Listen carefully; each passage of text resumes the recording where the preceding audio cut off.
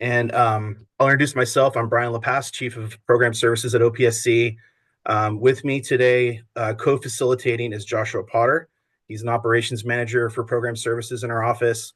We're going to be facilitating together today, helping out with questions and answers after each presentation and just trying to keep things going. Like I mentioned a minute ago, we have lots of presenters today and lots of topics. We're very eager to get all these topics out to all of you. We've been working very hard on them. We hope that we have some really good proposals, some really good ideas to share with you today.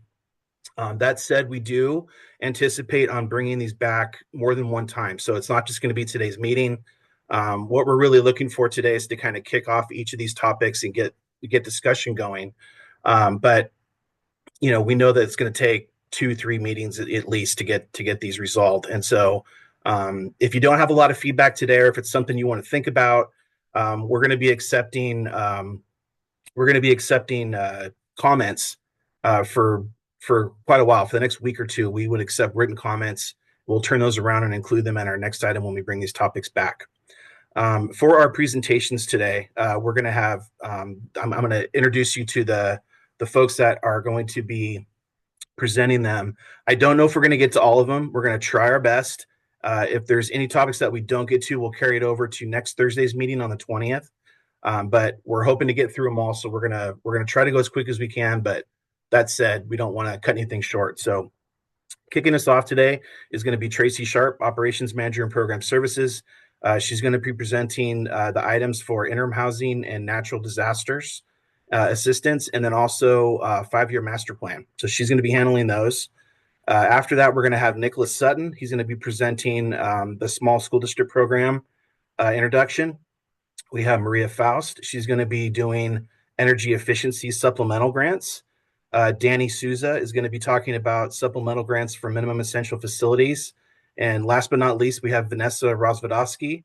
She's going to be talking about supplemental grants for transitional kindergarten classrooms. So as you can see on the, that I mentioned, and also on the agenda, there's a lot of topic here today.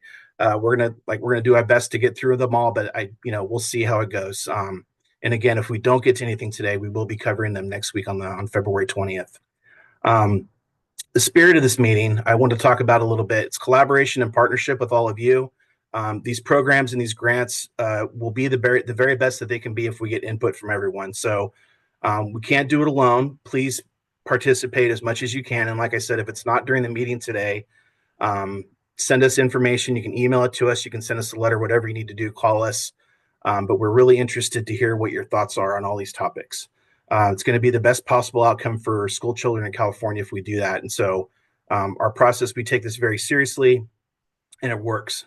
We've proven that it works. So please speak up as often as you'd like to or feel compelled to. Let's arrive at a place that makes us all feel like we've done the right by the voters of Proposition 2. With that, I'm going to turn it over to Tracy Sharp. We will drop a link in the chat shortly if you wanted to access the item, if that Josh has done it already, as a matter of fact. So with that, Tracy, please take it away. Thank you, Brian. Thank you very much. And thank you, everyone, for joining us today, whether you're here with us at the ZIG or at your offices. We welcome you, as Brian said. So I'm here to lead the conversation about the new allowances in Proposition 2, specifically for interim housing costs when a disaster has occurred and the government has declared a state of emergency as a result of that disaster. I'd like to start off by acknowledging the people on this call and your neighbors who've been impacted by the recent wildfires in Los Angeles and those who were impacted by wildfires in recent years. To say that they've been unprecedented is an understatement. And OPSC is committed to continuing to provide support to impacted districts and county offices of education. Passage of Prop 2 was timely in this regard. This legislation offers this new opportunity for the State Allocation Board to provide financial support to districts and county offices of education that didn't exist previously under the school facility program. So with that, let's dig into the new education code and what it provides. You can follow along in the meeting report that was linked in the chat, and this item starts on page 3, which Brian is sharing with us. So Prop 2 added a new education code section, 17070.20, titled Hardship Assistance, under Article 8, titled Application, which includes the existing section 17070.10 with the same title. Many of us know this section as it is the statutory authority for the facility hardship and seismic mitigation programs, as well as the financial hardship. And as we will discuss in a future meeting, this section 0.10 was repealed and essentially rewritten. However, the basic concepts still apply. I mention this because the section we're focusing on right now, which is 0.20, the interim housing and disaster section, includes a reference to it and the funding it provides. So a moment ago, I mentioned two things happen to trigger hardship assistance. First, a natural disaster occurs, and second, the governor declares a state of emergency as a result of that disaster. So for this new allowance under Prop 2, school districts and county offices of education are eligible recipients of funding. And if a charter school is occupying school district facilities, the school district would be the applicant under the program. In our report, we provided some examples of what we would consider a natural disaster in number 2 on page 6. However, this list is not intended to be comprehensive. It's just some examples of things we've seen and could be covered under here. But it's not intended to be comprehensive. The statute also states that a district is impacted, which we interpret to mean that if a disaster occurs and there's a state of emergency, impacted would mean that a school facility is lost either in totality or damaged such that it cannot be occupied. Thus, potentially the need for interim housing arises. As I mentioned previously, grants for interim housing have not been provided under other provisions of Chapter 12.5, which is the school facility program.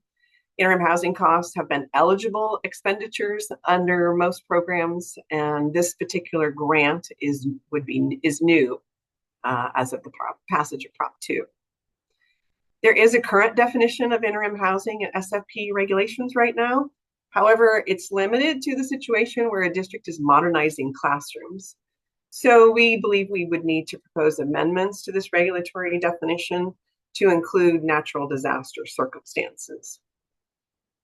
So looking a little more closely at the statute under subdivision B, it has a provision for leasing portable classrooms for purposes of interim housing, as well as the site placement costs.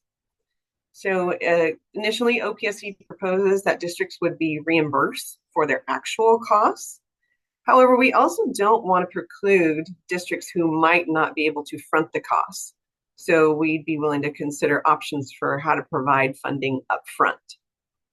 Process-wise, we envision the districts would submit requests to OPSC via right now the form SAB 189, which is the school district appeal request, after seeking and or receiving other local, state, or federal government funding and or insurance reimbursements.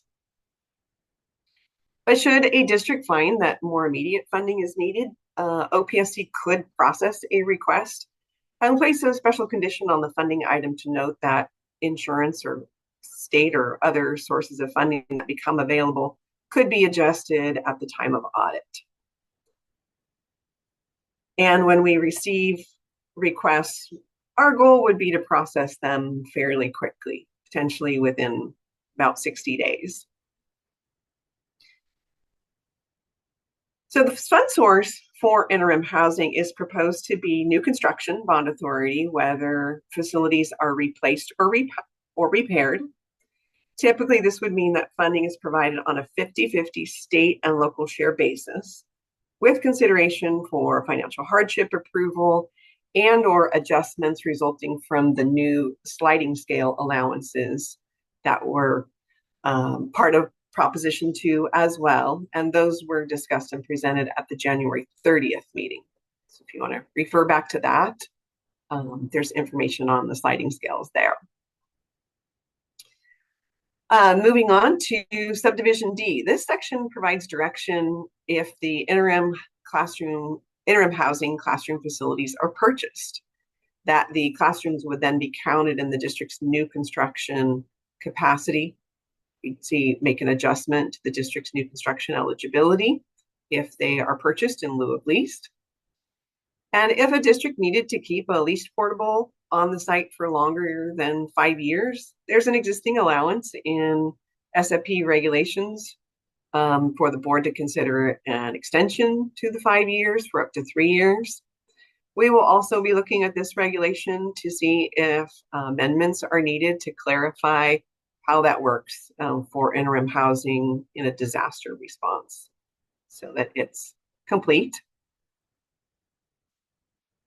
For districts that receive interim housing assistance, OPSC is proposing to develop an annual reporting process that tracks the status of those interim housing portables leased under these provisions. So when a district or COE is requesting the interim housing funding, districts would be providing enrollment information to demonstrate the need to house the pupils. We envision creating a guide or worksheets that districts could use to accompany the school district appeal form in the future as we learn more about the needs and how that might look. But for now, for a district who might be immediately impacted, we would be using the Form SAB 189 vehicle to request the interim housing and any other assistance. So moving on to eligible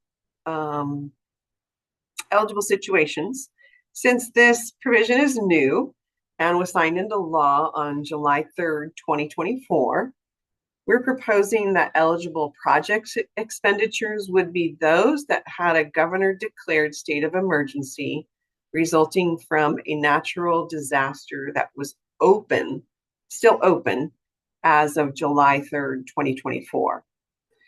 In the meeting notice on page 9, we've posted a link to where those states of emergency are posted. In addition to interim housing, the statute says that impacted districts qualify for the facility hardship program in subdivision B of the statute. We looked at this, and normally a district must provide an industry specialist report that states a health and safety threat exists, and governmental concurrence is provided with that report from the industry specialist. If you are a district that is impacted by a natural disaster and there was a state of emergency declared, then we view this as the health and safety threat has already been identified. There was a natural disaster that happened, and governmental concurrence has been provided by virtue of the state of emergency declaration. So theoretically, we're looking at that as if the district has met those requirements in the facility hardship program. And we would intend to propose amendments to accommodate that to our SFP regulations under section 1859.82 to address this provision in a future item. And this brings me to the last provision of the hardship assistance section, which is subdivision E.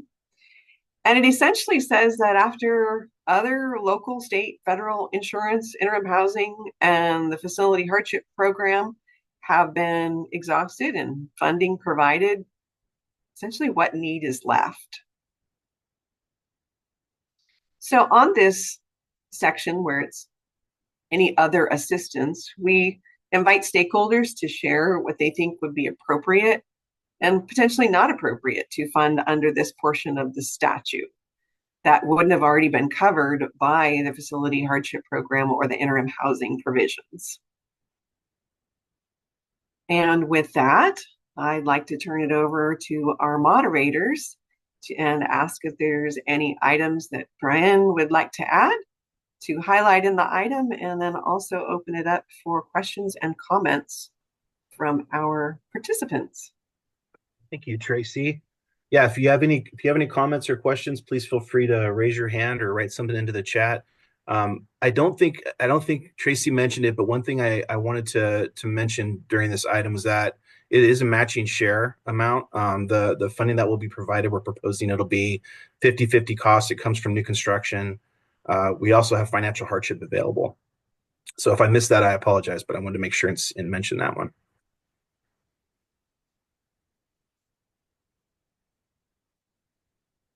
Seeing no questions right now. Give it just another minute here. This is a very broad topic, and like Tracy said, we're unfortunately having to explore it early on. And I think a lot of what we learn in the process of assisting with the Los Angeles fires will help inform what we'll end up doing with the program. But it's going to be evolving, and it's going to be something that we're um, hopefully not going to have to use too often, but it'll be nice to have when it's needed. So I want to make sure that we're getting it right. Brian, there's no questions down here in the executive dining room. Okay, thanks. Yeah, and I'm not seeing anybody raising their hand or in the chat. So I think we'll go ahead and move on. No, I lied.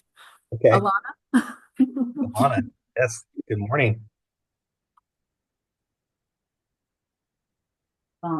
So where's the speaker? Right here on my laptop. Okay, there we go. Can you hear Okay. her? Yeah, we can hear you fine. Okay, good morning. This is Alana Cunningham from Jack Schrader's office.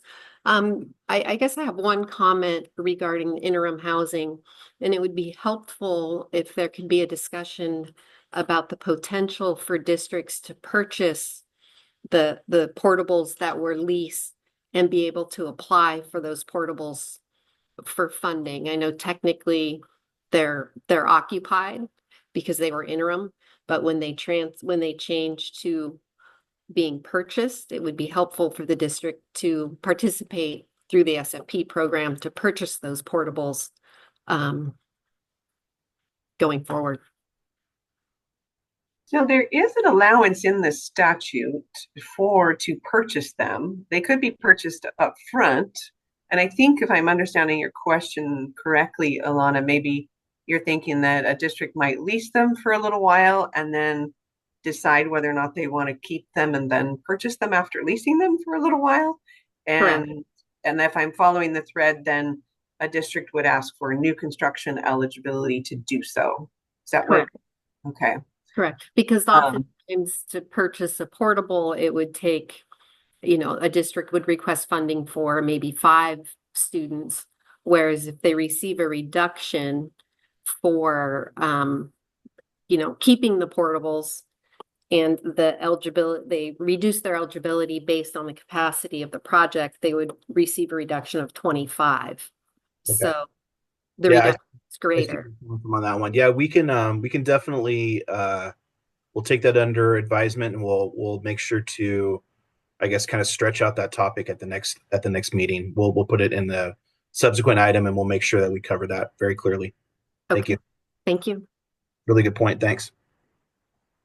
Nothing Anybody down here. before we move on? That's it, Lisa? I Yes. think I see something in the chat as well. Oh, Kevin Sullivan. Yeah, I'll read it off. If portables are purchased and then used as part of a reconstruction of a damaged school, there wouldn't be a double hit for the interim housing portable buildings since the statute requires them to be charged, he's asking. The damaged replaced classrooms would be reduced from the baseline. So if the portables are purchased and then used. So yeah, I think if I'm understanding your question, Kevin, if you purchase the portables, they will offset your new construction eligibility. I'm not sure if that's exactly what you're asking, but I'm not sure what you're getting at with the double hit. Well, they would only be adjusted one time. We wouldn't adjust them twice if they lease them for a period. I Oh, I believe he just think clarified that. He added some extra content saying, what about the damaged or destroyed building? So again, to kind of clarify, Kevin, to make sure we're reading the question correctly, what you're asking is if the purchase is made for this interim housing purpose, but then any of the classrooms that were damaged as part of the natural disaster were not then replaced and that portable took its place. Essentially, you lose the capacity from the destroyed facility, but you also got adjusted for the interim housing purchase. Yeah, I think we can look at how those mechanics would work, to make sure that because obviously that would not be fair to have a double hit there. Yeah, I believe there would be some clarity we could add maybe to the facility hardship regulations. Currently, there is a provision that already exists in the program that identifies that if the build back is less than the necessity from the capacity based on enrollment, they would then be removed from the site's inventory, and that may be our avenue to clarify that the offset was there. And a point after confirmation that they have been destroyed and not built back, and that interim housing has taken its place, we could do the offset at that point. Yeah. Our intention would definitely not to be double charging capacity. That's for sure. So we'll tease that one out too. Thank you, Kevin. Helpful questions. Thank you. Yeah, really good questions. All right. Anybody else before we move on? Not seen anything. Okay. Well, then Tracy will move into our next topic. I'm going to scurry past this authority here, and we'll talk about 5-year master plan. Yes, thank you, Brian. The 5-year master plan. Thank you all for your comments on the interim housing and disaster discussion. And we'll, as Brian said, tease those out a little bit, bring them back for consideration, see what we can do to make sure that double counting doesn't happen. Okay, so next topic, 5-year master plan. I know many of you are anxiously awaiting how this one will play out. So the 5-year master plan is excuse me, as you know, part of Prop 2 and was added to the general provisions of Chapter 12.5 and is the new Section 17070.54. So in this presentation, again, I'll go over some of the highlights and then we'll open it up to questions afterward. And it is applicable, the master plan requirement is applicable to all school facility program applications submitted on or after October 31st, 2024. And districts will submit a 5-year school facilities master plan that has been approved by its local governing board. Since we are still processing applications received prior to that date and will be for the near future, applicants affected immediately would be those who have submitted or will have submitted an application for funding under the facility hardship and or seismic mitigation programs, as they have priority processing. Also, some of you listening today have already had could already have a 5 or even a 10-year master plan for your districts, and others may not. So our goal today is to review the main components of that master plan for purposes of participating in the SFP. And for me, having read through the master plan resources currently available on the California Department of Education website, I can see that a comprehensive master plan is made up of more than the minimum elements for SFP participation resulting from Proposition 2. And for listener reference, in a moment, I will add those references that I found very helpful from Department of Education to our chat. In our meeting report, we've provided an overview of the statute and included explanations of the many references to other Ed Code sections and what they cover.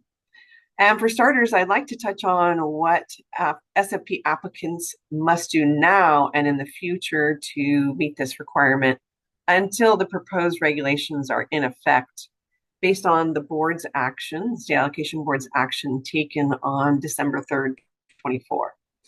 So just as a reminder, all applicants or applications that were received 10/31/2024 and going forward must include a local governing board resolution acknowledging this requirement.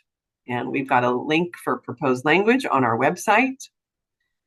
If it is a facility hardship or seismic mitigation program application that has been submitted after 10/31, those applicants will be required to submit the master plan with the substantial progress certification or with the 100% complete expenditure form 5006, whichever occurs first after the effective date of these regulations.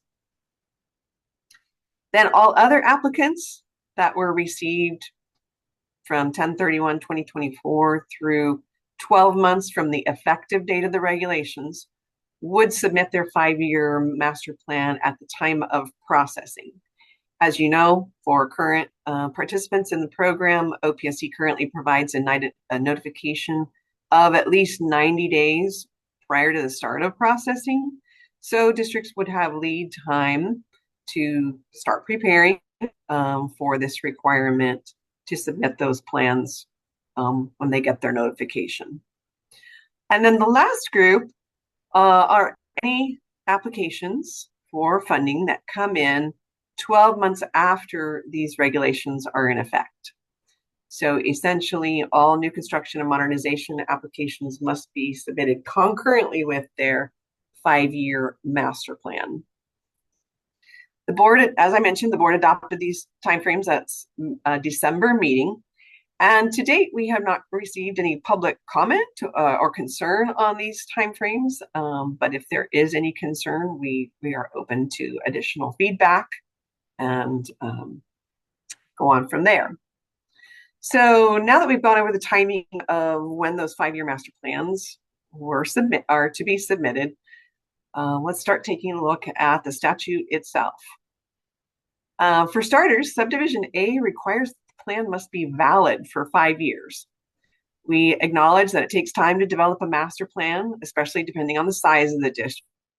You have only a few sites versus 50 or 100. This could take time. So we've included some considerations in the item on page 17 to inspire some conversation to help us define what a valid 5-year plan looks like. So when we get to our Q&A section, we'd like to hear your thoughts on these considerations that we've proposed and included in our item to help us define that valid 5-year plan. Moving on to subdivision B, the master plan must include information on the district's eligibility for state bond funding. This is a really broad statement and could include current and future eligibility. However, applications for eligibility, we know that applications for eligibility are processed concurrently with funding applications. So this information could vary. Therefore, we are seeking stakeholder feedback on what compliance with this component of the master plan might look like. Moving on to subdivision C, it's got 8 different required elements. So we'll take a look at each one and kind of touch on the highlights of those. So for the facilities inventory requirements, that's inclusive of C1 and wraps in subdivision D of the statute. One of the areas of note here is that OPSC will coordinate with CDE to determine the guidelines for compliance with these sections and how the information will be submitted. In our meeting report, we've identified some existing SAB forms, program forms, and worksheets that capture this information about your site's inventory, such as the forms 5003, 5002, and site analysis worksheets. These are included to demonstrate that they could be used as tools to meet this requirement. However, depending on the date a district might have established eligibility or when the last update for a particular site was completed, the forms on file at OPSC or those uploaded to OPSC online database may or may not be current.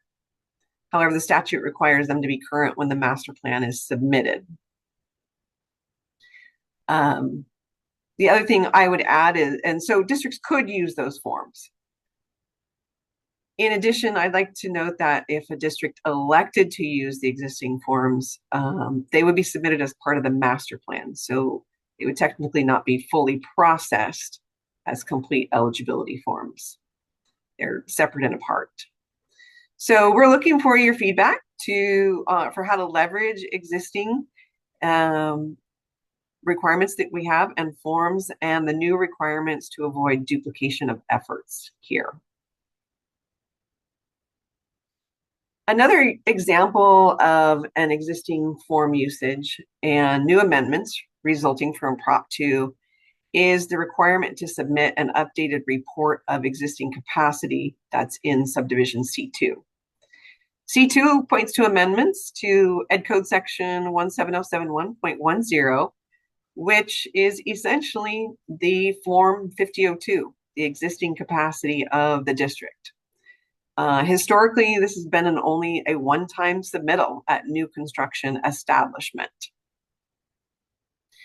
And the amendments by Prop 2 state that a district would resubmit this information, an updated existing capacity.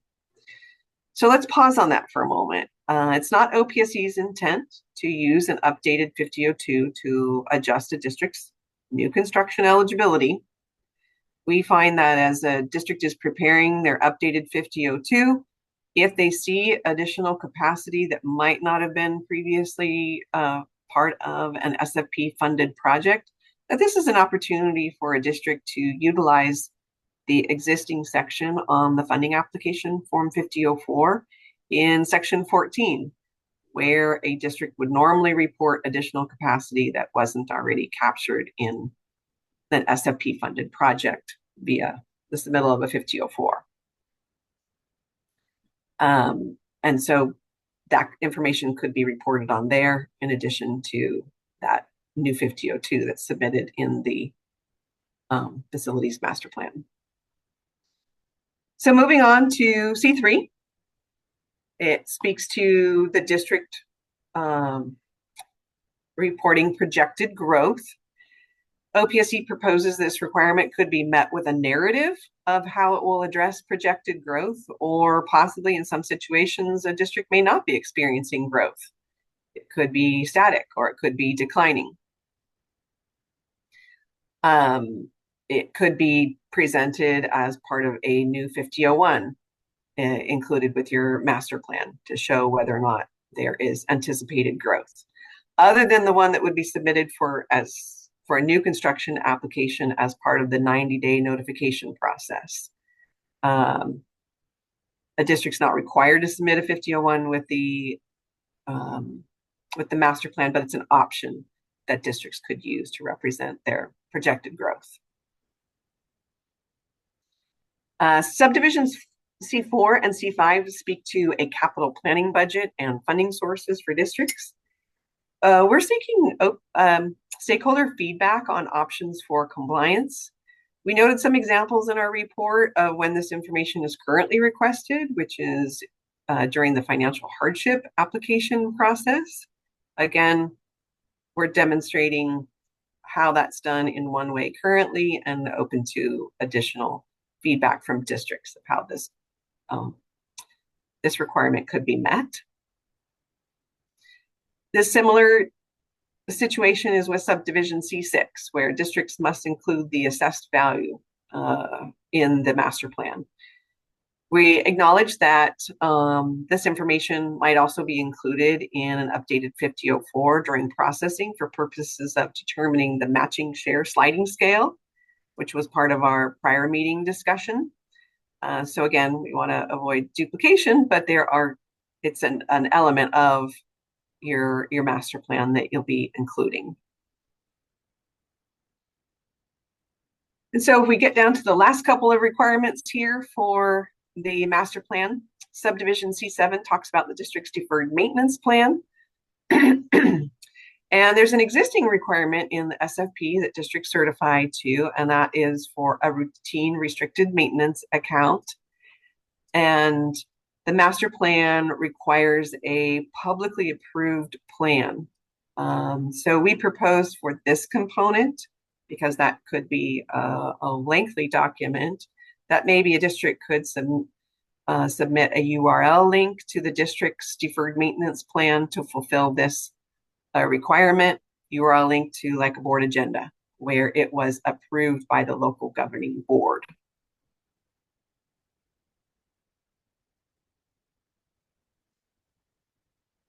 And then moving on to section C8.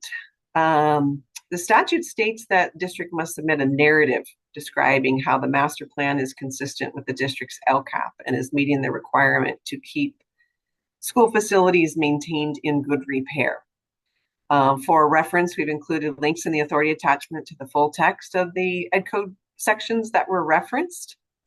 As you know, OPSC has our facility inspection tool form, also known as the FIT, which is available for districts to use for assessing facilities. This is not required. It's just an available tool, and we can discuss. And I look forward to your feedback of what an acceptable narrative might look like to fulfill this requirement. And then, as mentioned in our report, when it comes to the requirements of subdivision E, we look forward to looking at the compliance with that as part of the audit guide discussion with State Controller's Office in the future. And we've already discussed the amendments to the existing capacity in subdivision F as part of items A and C2. So a lot of information there, a big piece of statute to unpack. And so I look forward to now opening our discussion to talk about particular components there and your feedback on our initial brush on what our interpretation looks like. So question, Tracy? Good morning, Tracy. Greg Norman. The first question would be on a statement that you made at your opening, which is districts that already have a 5-year facility master plan. Would the components of Prop 2 apply to those that already have a board adopted facility master plan? Will they have to now comply with these new components? Or will it be a grandfathering period for those districts that already have a board adopted facility master plan? Thank you for that question. As we mentioned, it's only applicable when a district is submitting a funding application.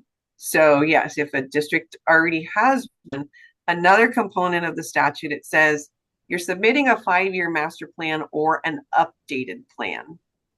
So that is a piece of those considerations that, thank you, Brian, for putting them up there, that we want to look at and say, okay, if a district has an existing master plan, maybe it's just updating certain sections to meet the requirements so that it is current.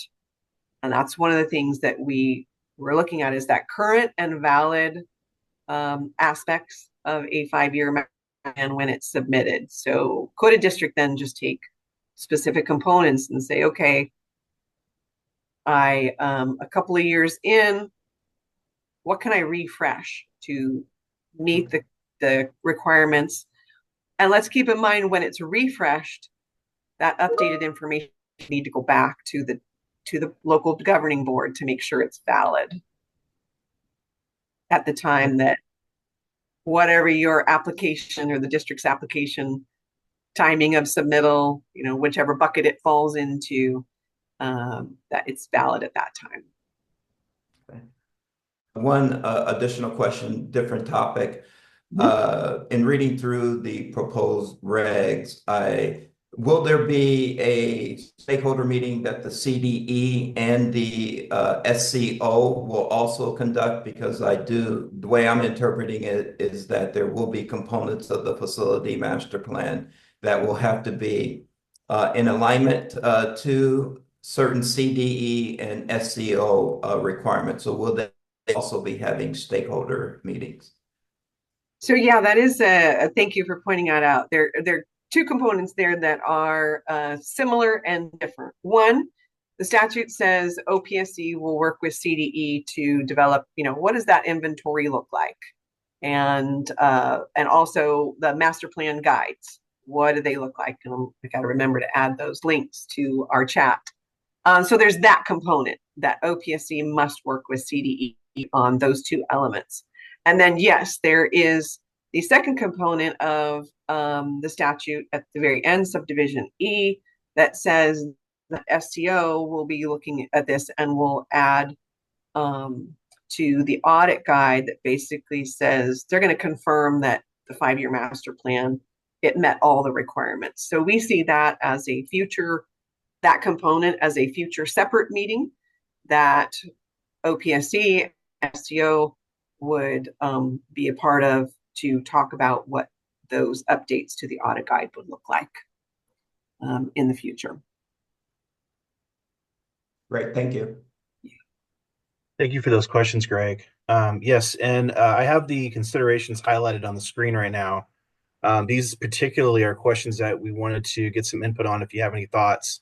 One thing that was on our mind a lot is how for what duration should the 5-year plan have remaining at the time it's submitted. Whatever we land on for the timing of submittal, depending on when your application is submitted into the future and when it's going to be required.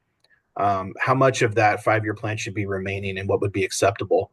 I think something that we were thinking about, not glued to, but thinking about was maybe it's an annual update. So if your 5-year plan has at least 4 years or more remaining, it would still be valid. That way you're not submitting an updated plan with every application if you're submitting multiple applications in a calendar year or in a year span of when your particular 5-year plan was adopted.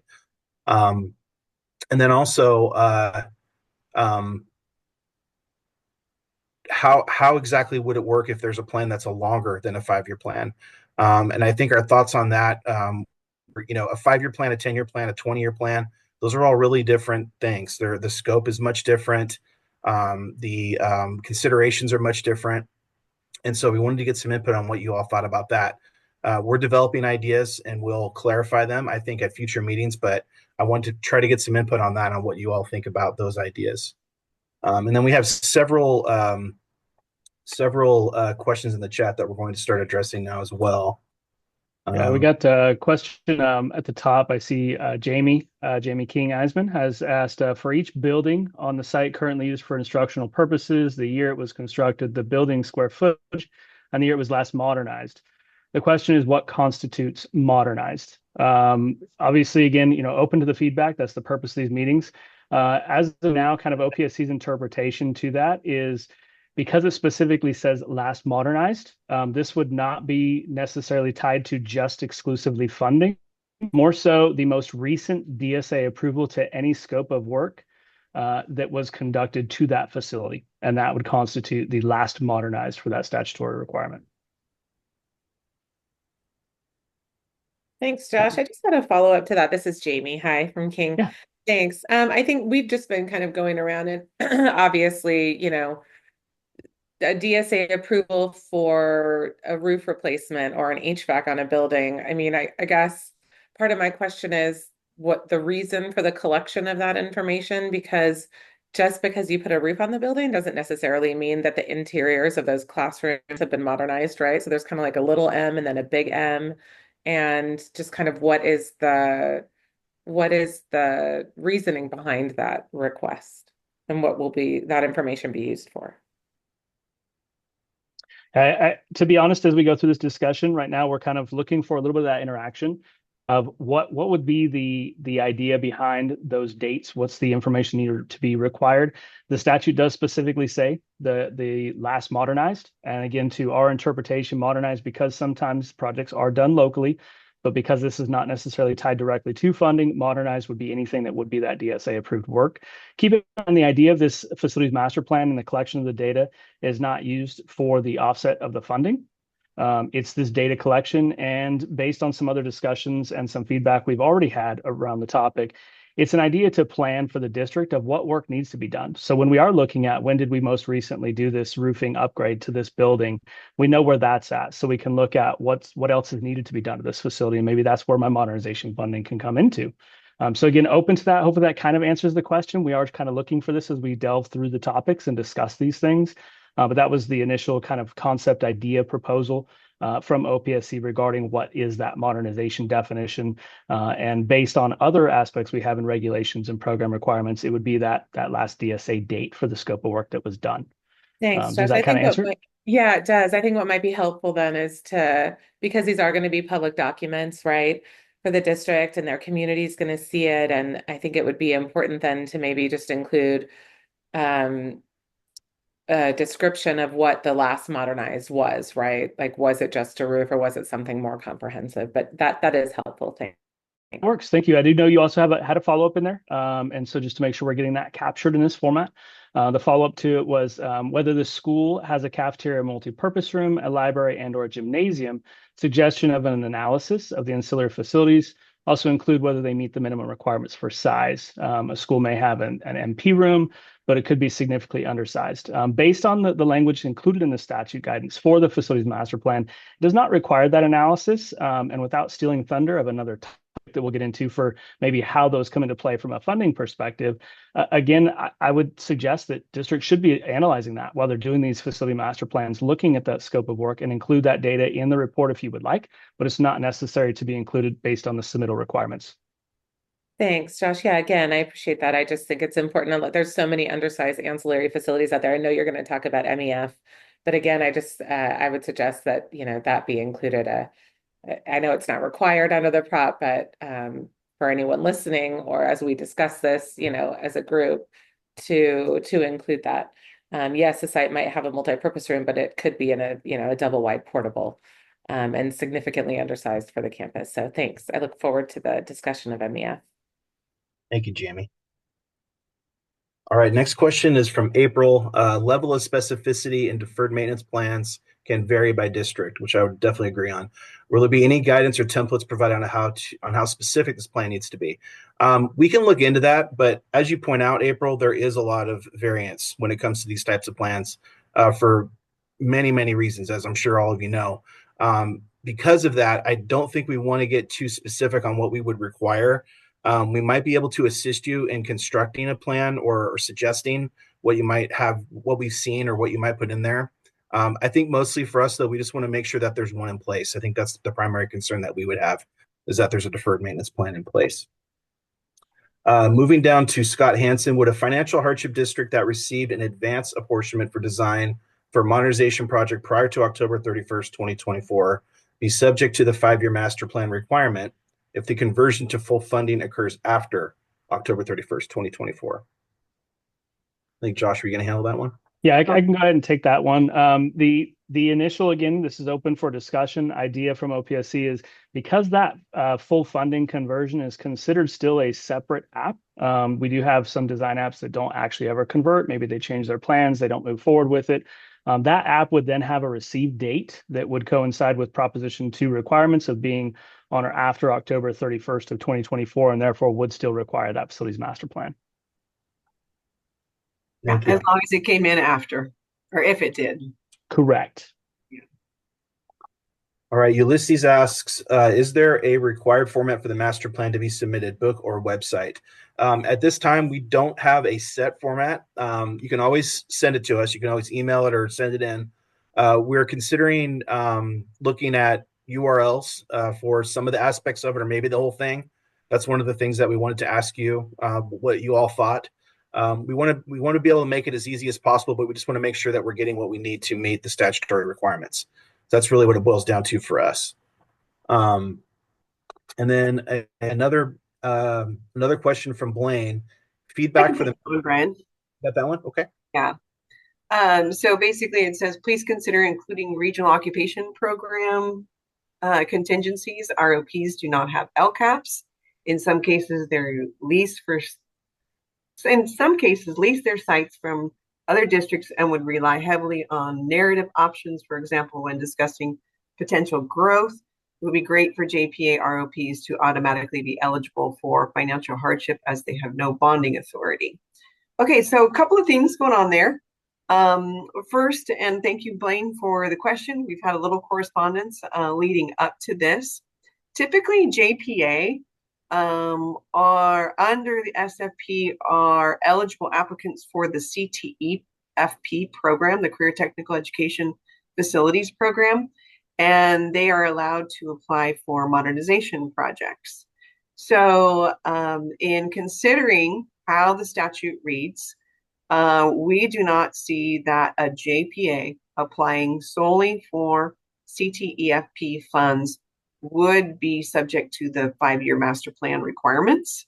They were not included in the general provisions for COE and school districts. You're not a COE or a school district. Oh, here we go. So we wouldn't, we don't see that you would be subject to a 5-year master plan.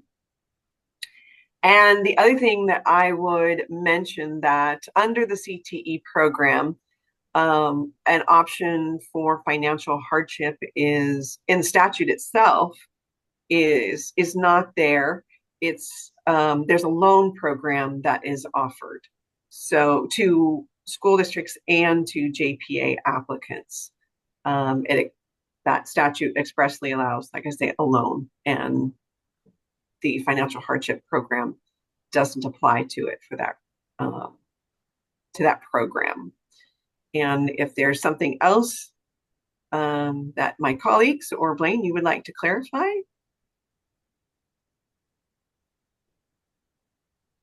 Hope to have fully answered that. Oh, just real quick, thank you.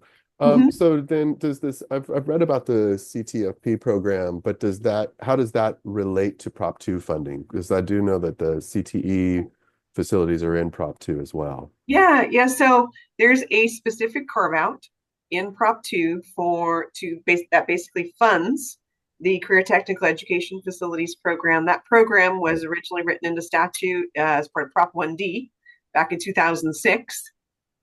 We exhausted funds. We gave all the funds we had away in previous funding cycles.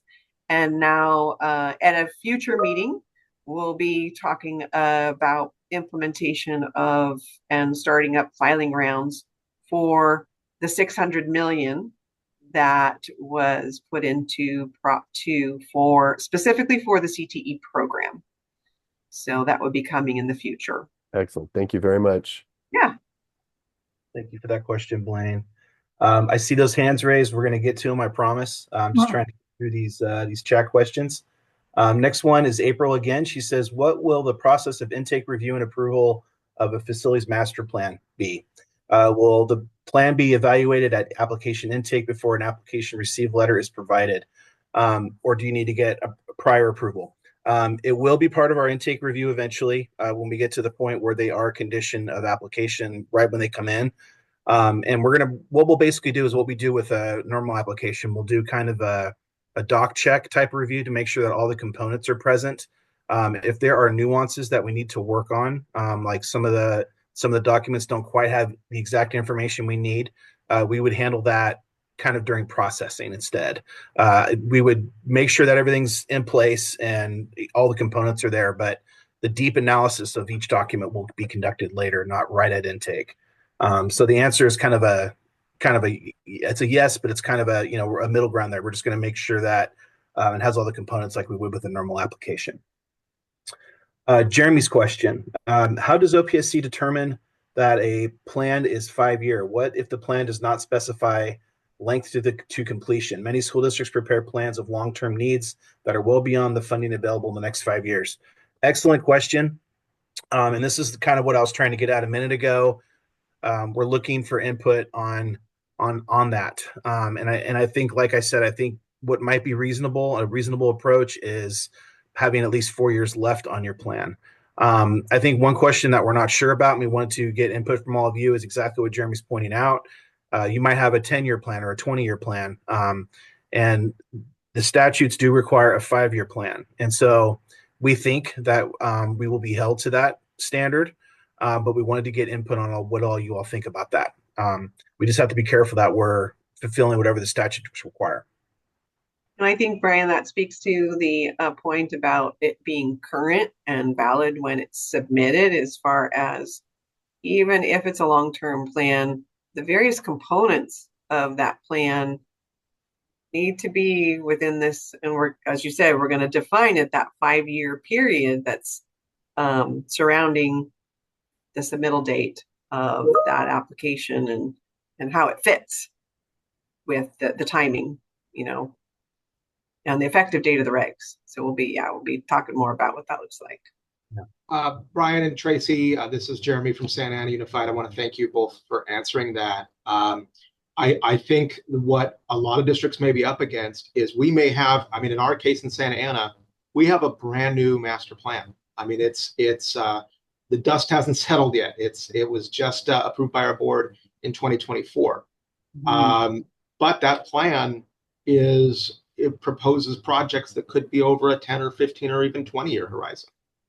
Because the board did not want to articulate their specific prioritization at the time they adopted the plan. They wanted all of the options on the table and the freedom to vote as a board in the future on what their first priorities were. So that puts districts in a difficult situation of complying with 5-year plan when boards have not given authorization of a 5-year series of projects.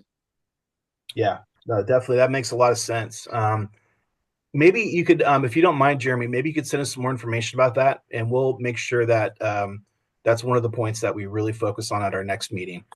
I think that's a great discussion to have, though. Thank you. Yeah, sure. Brian, what kind of information are you looking for? Maybe just explain to me or explain to us exactly what you just stated. We can kind of get it off the recording too. If there's anything that might be helpful for us to look at, if you could send that over, that'd be great. Wonderful. Happy to. Thank you. Both of you. Moving on to Connie's question, and I kind of have some of the information up here. Connie asks, is it a 5-year master plan or a facility needs assessment plan? Is it cost effective for a 5 years master plan? The components of the master plan are outlined in statute. I've put them on the screen here. And so these are the things that it needs to contain. Part of that is, I guess you could say, a facilities needs assessment. It also considers a lot of other things. So to answer your question, it does include the facility needs, but there's also some other stuff that need to be in here too. And these are outlined in statute, like I said. Kim's question, I think Josh was going to handle this one. Yeah, so Kim Cuffine has a question. Can the master plan be for a select number of schools that are pursuing the funding? The facilities master plan is actually a district-wide assessment and basically kind of report. So it would have to encompass the entirety of the district when looking at that. Some of the key components listed in there include the existing capacity. It does include some of the inventory of these existing facilities and all of the various sites. And therefore, it is encompassing the district-wide itself. So it would need to, again, be that full district facilities master plan. Thank you. For Craig's question, what about new construction projects submitted prior to 10/31/24? If the current 5-year master plan is missing some of the elements and Prop 2 requirements, are they okay for funding? So for those projects that were submitted prior, let me refresh myself, but we're going to be collecting, yes? So if it came into OPSC before 10/31/2024, if that new construction funding application is already on our workload list, these requirements for Prop 2 do not apply. Yeah, specifically the statute does include that any of those applications received on October 3rd or before would actually be constituted and processed based on the provisions that were in effect as of January 1st of 2024. So none of the Prop 2 contingencies, no fundings or requirements would be in effect for those applications. Right. Thank you. Next question is April. Is the cost to develop the facilities master plan an eligible expenditure? I think we're going to bring that one back to a future meeting.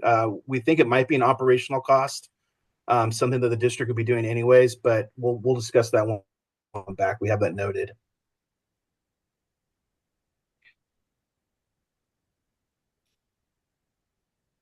Okay, let's take some questions. Is there a question from Lori? Hi, good morning. Yeah, I do have a question about timing, and I guess it's for consideration. Knowing that for modernization projects, there isn't much authorization remaining under Prop 2 as of today. So any project that gets submitted, let's just say tomorrow, and the master plan requirement is established for that project, they have to have a resolution that they'll have a master plan done in the future. So my question is, a project that has a facilities master plan submitted or approved for a 5-year plan, how is that going to work if the project may not get processed for 5 years? I mean, we're talking about going through the current workload and acknowledge list, 1.5 billion a year. It's going to take several years to get through the current workload list, and then potentially another new bond for any project that's submitted from this point moving forward for mod.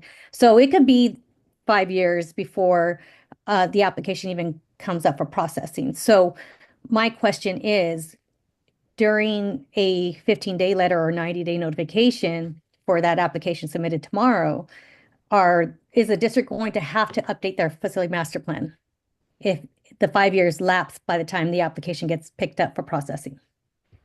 And I don't know if you have that answer. It's just a consideration. Yeah, I think our thoughts on that are, again, it emphasizes it must be current. We're still trying to figure out exactly the timing of when it would be required. It should be, it also is a condition of applying for funding. And so that's one of the things we're sort of trying to decide.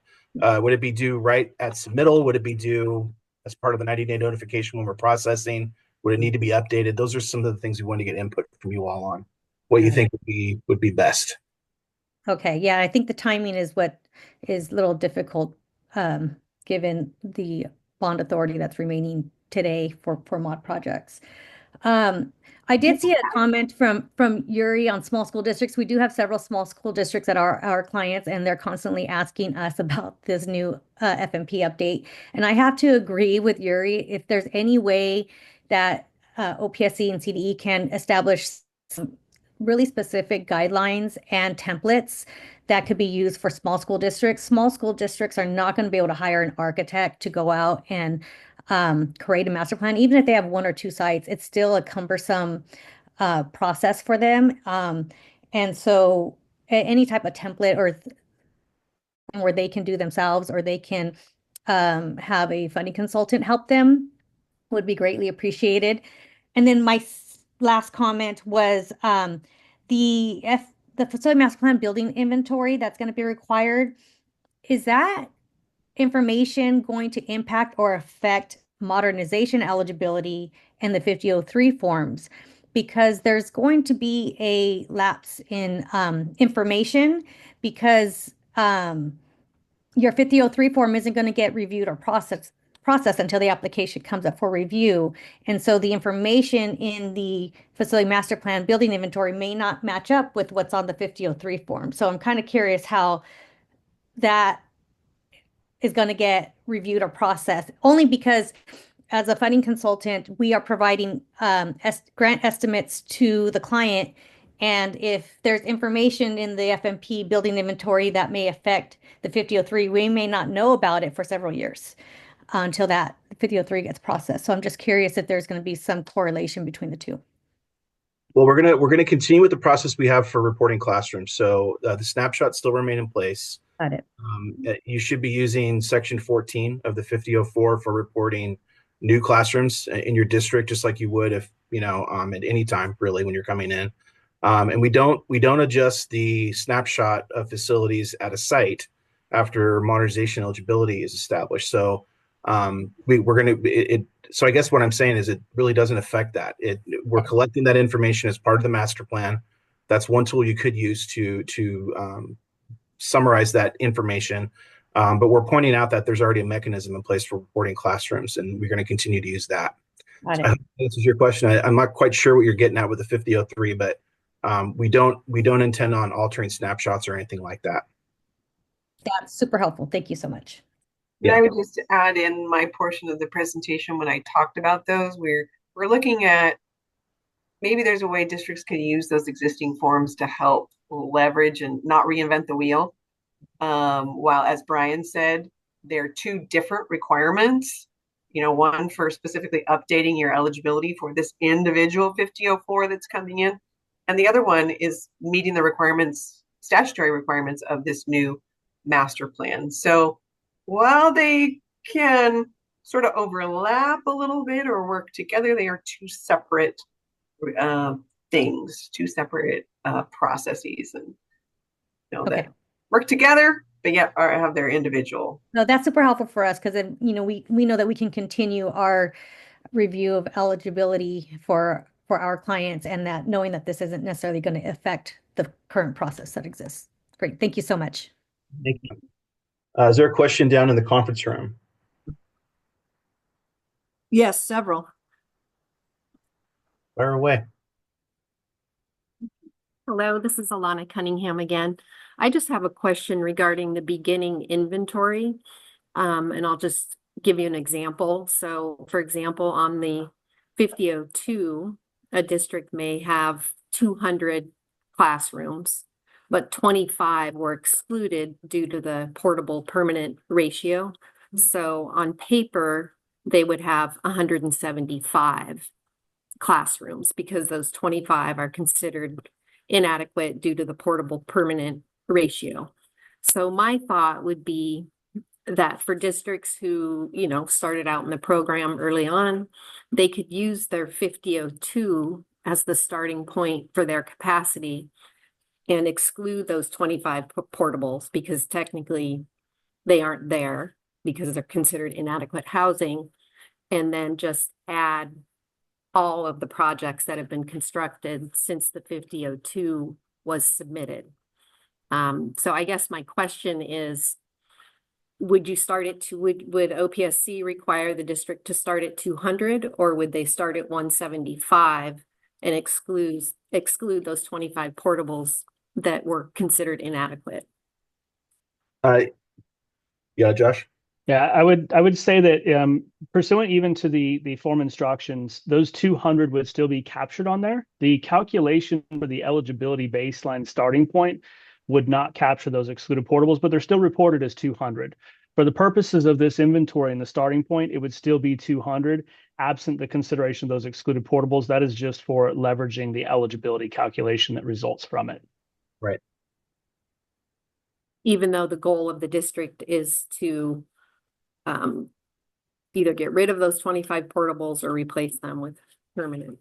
Correct. Yeah. The master plan itself and what's kind of outlined in the requirements is to be able to identify the existing facilities, and that would be regardless of the funding aspects and the planning for that funding calculation as well. It's still capturing all of the existing facilities that are within the district. Right. Yeah. It's a master plan. It's the master plans, including the district's facilities in whole. The exclusions on the 5002 are a function of establishing eligibility and finding out the amount of countable or loadable inventory based off of the exclusions that are on the 5002. For this purpose, we're really just collecting the sum of all the facilities as they exist at the time of creation of the master plan. Yes. Because some of those portables could have already been replaced with right, or just plain demolished, so it really is like a new snapshot at the time of creation of your master plan. Yeah. Okay, thank you. For the purposes of the plan. Yeah, I understand there's more questions in the dining room, so we'll go with those. Right, hi, good morning. This is Rob Murray with King, and this is going to be sort of a high-level comment that just reflects some conversations I've been having with some school districts around the state, and that is getting into the FMP and the inclusion of the enrollment projections. I know that a lot of the guidance that we've been hearing is to lean on the eligibility 5001 enrollment projections that you're probably already working with. But when we do, independent of this process, a facility master plan for a district, we're doing enrollment projections that, unlike in funding, where you just want to find the highest valid projection that you can to maximize your funding, you're putting in the projection that I'm doing my best job to think is what enrollments will really look like in 5 years, and there's often a gap there. And some of the hesitancy that I've been hearing comes in terms of this is going to become a public document. There's going to be a public hearing required in conjunction with funding applications in the future, if I understand that part of Prop 2 correctly. And there's some hesitancy that if you're negotiating with your employees' unions, if you're going to run a local bond, then you have some community tax watchdog groups looking at what your needs really are, that there's a desire to have an FMP that we would have made kind of in the traditional days where it wasn't attached to the funding process versus perhaps the most expedient way to meet the regulations here of just leveraging the existing state forms that you have. And I know that it's not necessarily something to answer right now. I just wanted to put that out there of certainly a conversation that I've been having quite a few times in terms of what do we need right now, and then I think that builds very well into some of the other things that have been brought up of, by the time this is picked up and that 5-year projection is already gone, or this is a small school district that's really just trying to go back and retroactively, once they have some eligibility in the modernization program, get reimbursed for a project they already did, and they're not really wanting to or really, no, they don't really have the funding to keep planning ahead for additional projects. There's just obviously a lot of nuance, and this was just more me putting that out there again so that you can note it as considerations. I don't know that you have many answers to those things right now. I appreciate that. No, it's good to hear those types of concerns, so we can factor that in for sure. You don't necessarily have to use that form. The idea of the master plan is to outline what all the needs are, the financing, the amount of facilities you have, the students you expect to have at some future point down the road 5 years. And so you can do that a lot of different ways. We definitely understand what you're saying, and the concerns that could be created from evaluating those types of things, especially publicly. But again, you don't necessarily have to use the 5001. It's just an overall plan that really takes a look at and assesses what your overall needs are in the district over the next 5 years. Okay, thank you. I'd also like to add that for the benefit of all of us, as we, part of the goal of our item was to really tease out all the details in this statute when there are other education code references in there. It was to say, okay, there's a reference to this other section. What does that other section do today? And what does it look like in the program today? Because some of those sections obviously were part of the original adoption of Chapter 12.5, the school facility program. So we included those so that somebody reading this new Prop 2 provisions were to be able to have an explanation of what do those links mean? What are they talking about? And back to what Brian was saying, could they be used to leverage fulfilling the requirement? Yes. And also we're, like I say, trying to make links to how things have been done up to this point, right, as we map out the new requirements. Okay, thank you. Okay, next down in the dining room, please. Good morning, Ian Padilla with the Coalition for Adequate School Housing. First, I'd just like to say I'm personally glad we're really having an opportunity to really dive into this aspect of Prop 2. We know, for all reasons, there's a lot of interest in it. So not only OPSC, but my colleagues here, I've learned a lot already from the questions. I know Tracy had said that, teasing that out. I think that's happening. So my comments on behalf of CASH are going to be more general, right? Conceptual. I would say I think we understand that the what would I say, the nature of the challenge of this, right? There is new requirements, and so we need to use those to create a basically something useful for planning, but also make sure there's enough flexibility. So one of the things we're thinking is we've seen that OPSC has asked about whether or not an addendum to district's existing forms would be adequate? Would that meet the code? And we've all, I think, Tracy kind of led with that. Hey, I think the term is duplication of effort, right? We're all trying to avoid that. We see folks here basically asking, can we use some existing documents, and to what extent and how to do that? We think that's the approach that we take. We think that we should, to the extent possible, right? That's what we're doing. Use existing documents and allow supplements to be made. That's why we've talked to OPSC about this. We've created a concept of a master plan verification form. So it's not it's something to help folks meet these H requirements. So that's I would say this is an attempt to kind of wrap it up. We think I think I've counted 6 times now. Folks are basically in different ways asking, can we use the existing and under what circumstances? So I'll stop there. I guess I'll add a little bit. As a lot of folks know, I work with the maintenance folks quite a bit, and so we're looking more also into those how to require the deferred maintenance plan, pieces like that. We think a URL is a good start to that. Might consider a hard copy, as tough as that is, because we've talked about there's going to be wide variance in terms of what those plans are, how old they are, and so on. So that's a little bit into the weeds, but that's something we've talked about, thought about. So we are thinking a little bit more the cash maintenance folks about how we can be helpful in there. You had said the real goal is to get something in place, and so we'll see something that's we think may be defensible as well. We just want to, and I think the issue was brought up. It's again, widely across the state as to what you could get. We don't want to put anyone in a bad situation. So yeah. That's basically it. We know it's not going to be, we're going to wave a magic wand today and do that. But yeah, to the extent we can use existing documents and have a process for supplementing those to meet the code, we think that's a doable thing. So this doesn't become a cudgel, right? Something to be scared of, but becomes document. I understand why they're looking at 5 years, right?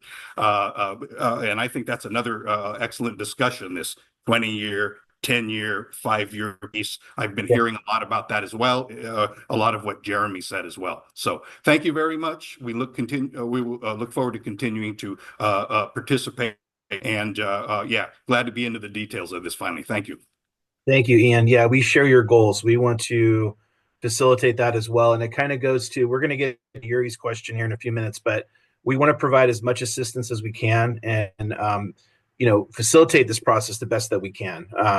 We want to make sure that, we have to make sure, I should say, that we abide by what all the statutory requirements are, but to what extent we can reuse existing things or reuse certain documents you already have in your possession to fulfill those requirements. We're all for that. Kevin Vesco, you have a question. Yeah. Good morning, everybody. Just on item C4 that you guys actually have highlighted already there, capital planning budget. One thing I was just as a comment looking on, I know it's more for developer fees and for growth projects from a district standpoint, but a part of that 5-year report that we have to do, there's that requirement to hit the applicable, hit your funding, the anticipated funding, some sort of table that shows the source of that funding. That might be just something to look at for what that requirement might look like. In a developer fee, obviously it's more for growth projects, but you might kind of use that template or an idea of some of those requirements within the modernization plan. If just this is a point of the thought. And the other question I had on that C4 is the applicable school district projects. Is that only going to be for the projects that you're requesting funding for, or is that all of the projects within the facility master plan? I think it goes back to whatever's in the master plan. In fact, yeah, I'm pretty sure about that. It's a capital planning budget outlining all of the projects that are outlined in the facility master plan. that are on the plan. Right. Thank you. Okay, I think we're going to go back to our chat questions now, Josh. Yeah, it looks like chat questions. Looks like we left off at Gabriel Sherman. The question is regarding modernization and DSA review. Would this include anything that DSA reviewed at a building? For example, if access review was triggered at an MPR restroom due to construction modernization of ancillary facility. Just to make sure I'm understanding this question correctly, kind of going back to one of the questions asked earlier, I believe by Jamie, regarding what constitutes that modernization date and what does that modernization work? Again, as we kind of open this up to discussion, get more of that feeling and reach a definition of what modernization work is. At this point, alluding to what was already discussed, it would be any scope of work that was done to that building. So again, that would include any of your access compliance to a facility as a result of other ancillary work. It would be any DSA approved scope of work touch that specific building. That would be the most recent date used. As it had scope of work done within that facility. Again, keep in mind, this is part of the facility's master plan. So this is not, as mentioned before, information that we're gathering to change that snapshot for the current process of modernization. It's a way of looking at it from the facility master plan for the district of what are my needs within my facility or my district, what facilities have most recently been touched, and what was that scope of work. So that's kind of what we're looking at in those ancillary, that access work may be done to a different building because of that ancillary work that was done by DSA. Thank you. Kind of going back through, hopefully that answers the question. Kind of going back through what we do have beyond that in chat. A lot of it is kind of comments, still kind of same question regarding the timeline for validity of the facilities master plan when it comes to processing or intake submittal. So I'm not seeing anything that is jumping out as a different question outside of that. If there is one that I'm missing as I'm scrolling through here, please feel free to chime back in. I do see another one when it comes to also the ability to have eligible expenditure for the FMP. So again, those are kind of the ones that we're looking for that feedback. Please let us know kind of what that thought is. We do have the plan to bring back more of that eligible expenditures concept. But I believe those questions have all already been answered. I have a question. Hey, Bill. Go for it, Bill. Hey, hi, Brian. Thanks for this. It's really helpful, and districts everywhere around the state are, grappling with these questions. I have a comment.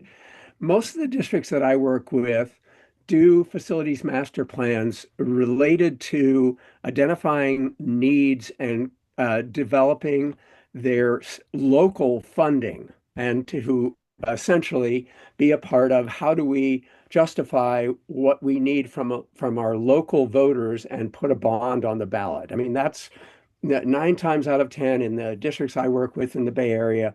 We're doing a local bond that is most of our funding. State funding is incidental and it's an important part, but districts do a facilities master plan that includes in some ways almost all of the things that you're mentioning here and that are contained in the statute. And I think it's just important for us. Most districts do not use any of the, or many of the districts I work with don't use the existing forms or any of the stuff. They have a consultant that they work with and their architectural teams. They go through intensive facility assessments, develop facility condition indexes, prioritize their projects, take a plan to the board, and then use that plan to validate what their needs are for a local bond measure. And I hope that it can be an important part of this, that those developed plans that are really much more comprehensive than what you're talking about in the statute here can be used as they stand. They're board approved, they justify local funding, and at the same time, they meet all these requirements. They just don't have it in, it's a big plan that we're trying to stick into a smaller hole of this Prop 2 funding requirements that are in the statute. That's just a comment from my standpoint. Really appreciate that, Bill. Thank you. Yeah, and that's a really great point on why our forms aren't necessarily needing to be used. That's really great to hear that there's lots of districts out there doing that, and I think we're going to do our best to facilitate accepting those types of documents to meet the provisions that we have to meet. So it's really good to see you, Bill. It's been a while. For those of you that don't know, Bill's been around a long time. a legend of the game, so to speak. So it's really nice. Oh man. All right. Yeah, good to see you, Bill. Okay. Let's see. April's last question in here. Will the project list capital project budget be analyzed to the degree that it will be reconciled by OPSC to projects on submitted applications? We're not planning on using the facilities master plan for reconciliation. So I hope that answers your question. We're not, but that's not the purpose of it.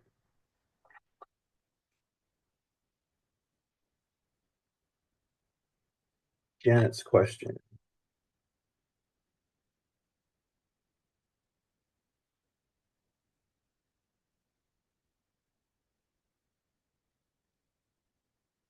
Janet says, to Lori Ruiz's point about the application not being picked up for several years, many projects are completed by the time applications are processed.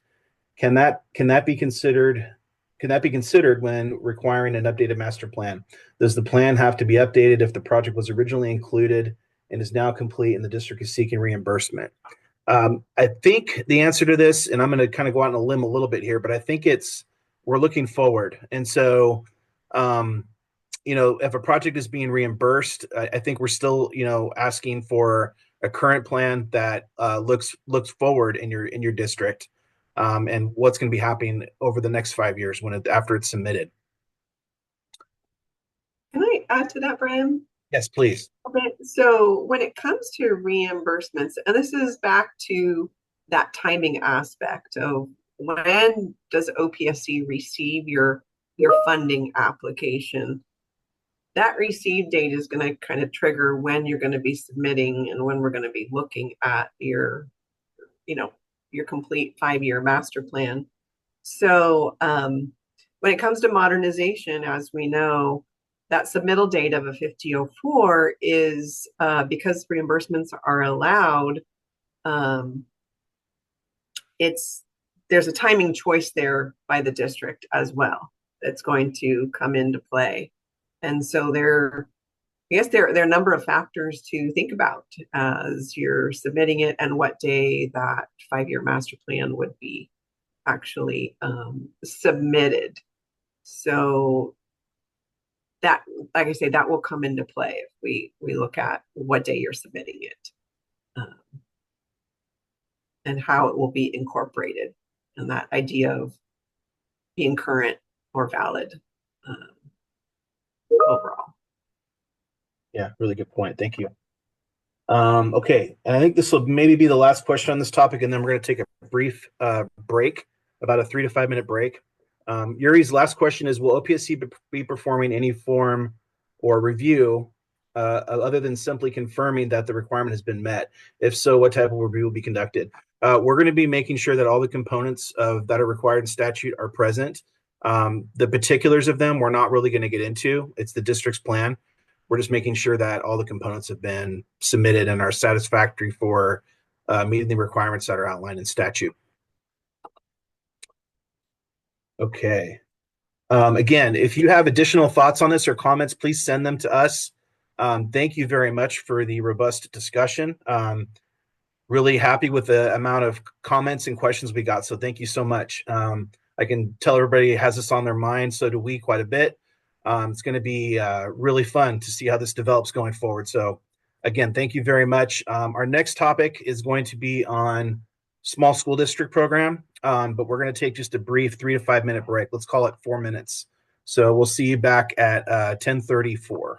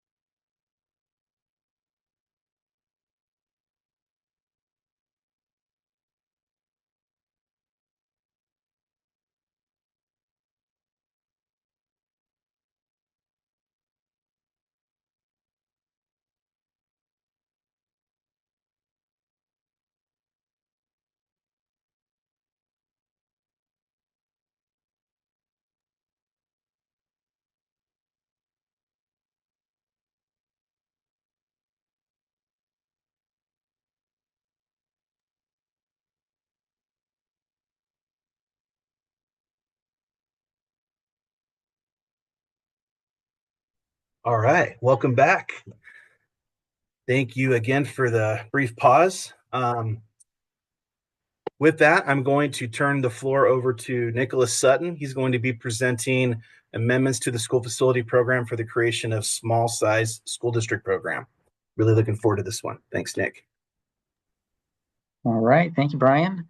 Good morning, everyone. I hope you all are doing well, and I hope you all enjoyed your little break there. As Brian mentioned, my name is Nicholas Sutton, and I'm here today to go and provide you with an overview of our proposed amendments for the creation of this new small size school district program that we have that's going to be going in within the existing school facility program. Education Code Section 17078.35 through .38 give the State Allocation Board the authority to provide a preliminary application process, preliminary apportionment, separate design grants, project assistance grants, and project and construction management grants to small school districts. Small school districts must have an enrollment of 2,500 or fewer pupils in order to, and also meet new construction and modernization requirements in order to receive a preliminary apportionment and any grants if they are eligible as part of their preliminary apportionment. Now I'll be moving on to the next page here.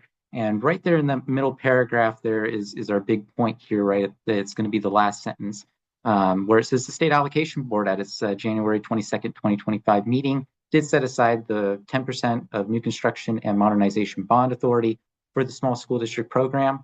That equates out to $330 million for new construction projects and $400 million for modernization projects.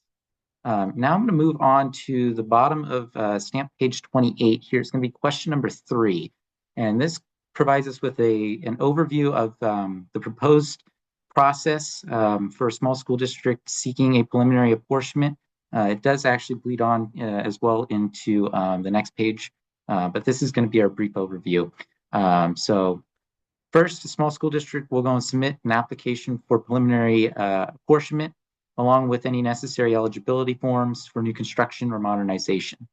Then, if the project is approved, the small school district will go and receive a board approval, and a financial hardship small school district may participate in the priority funding process to receive the applicable preliminary apportionment funds for the project.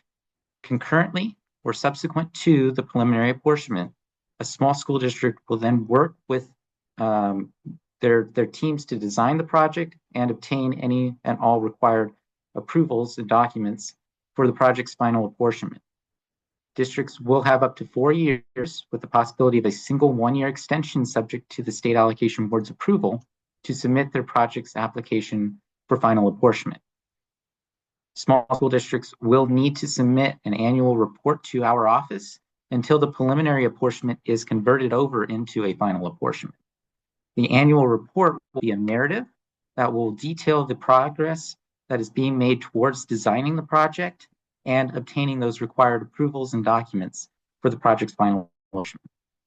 Finally, the small school district will submit their application for funding, Form SAB 5004, for a final apportionment with all necessary supporting documentation and, if approved, will follow all processes that are currently in place for both the new construction and modernization programs, depending on when they applied for fund release and substantial progress reporting.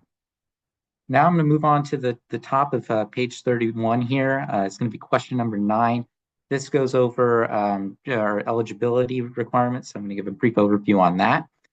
New construction or modernization eligibility must be available since the eligibility is the driver of the base grants and the funding requests that the district will be making on their Form SAB 5004.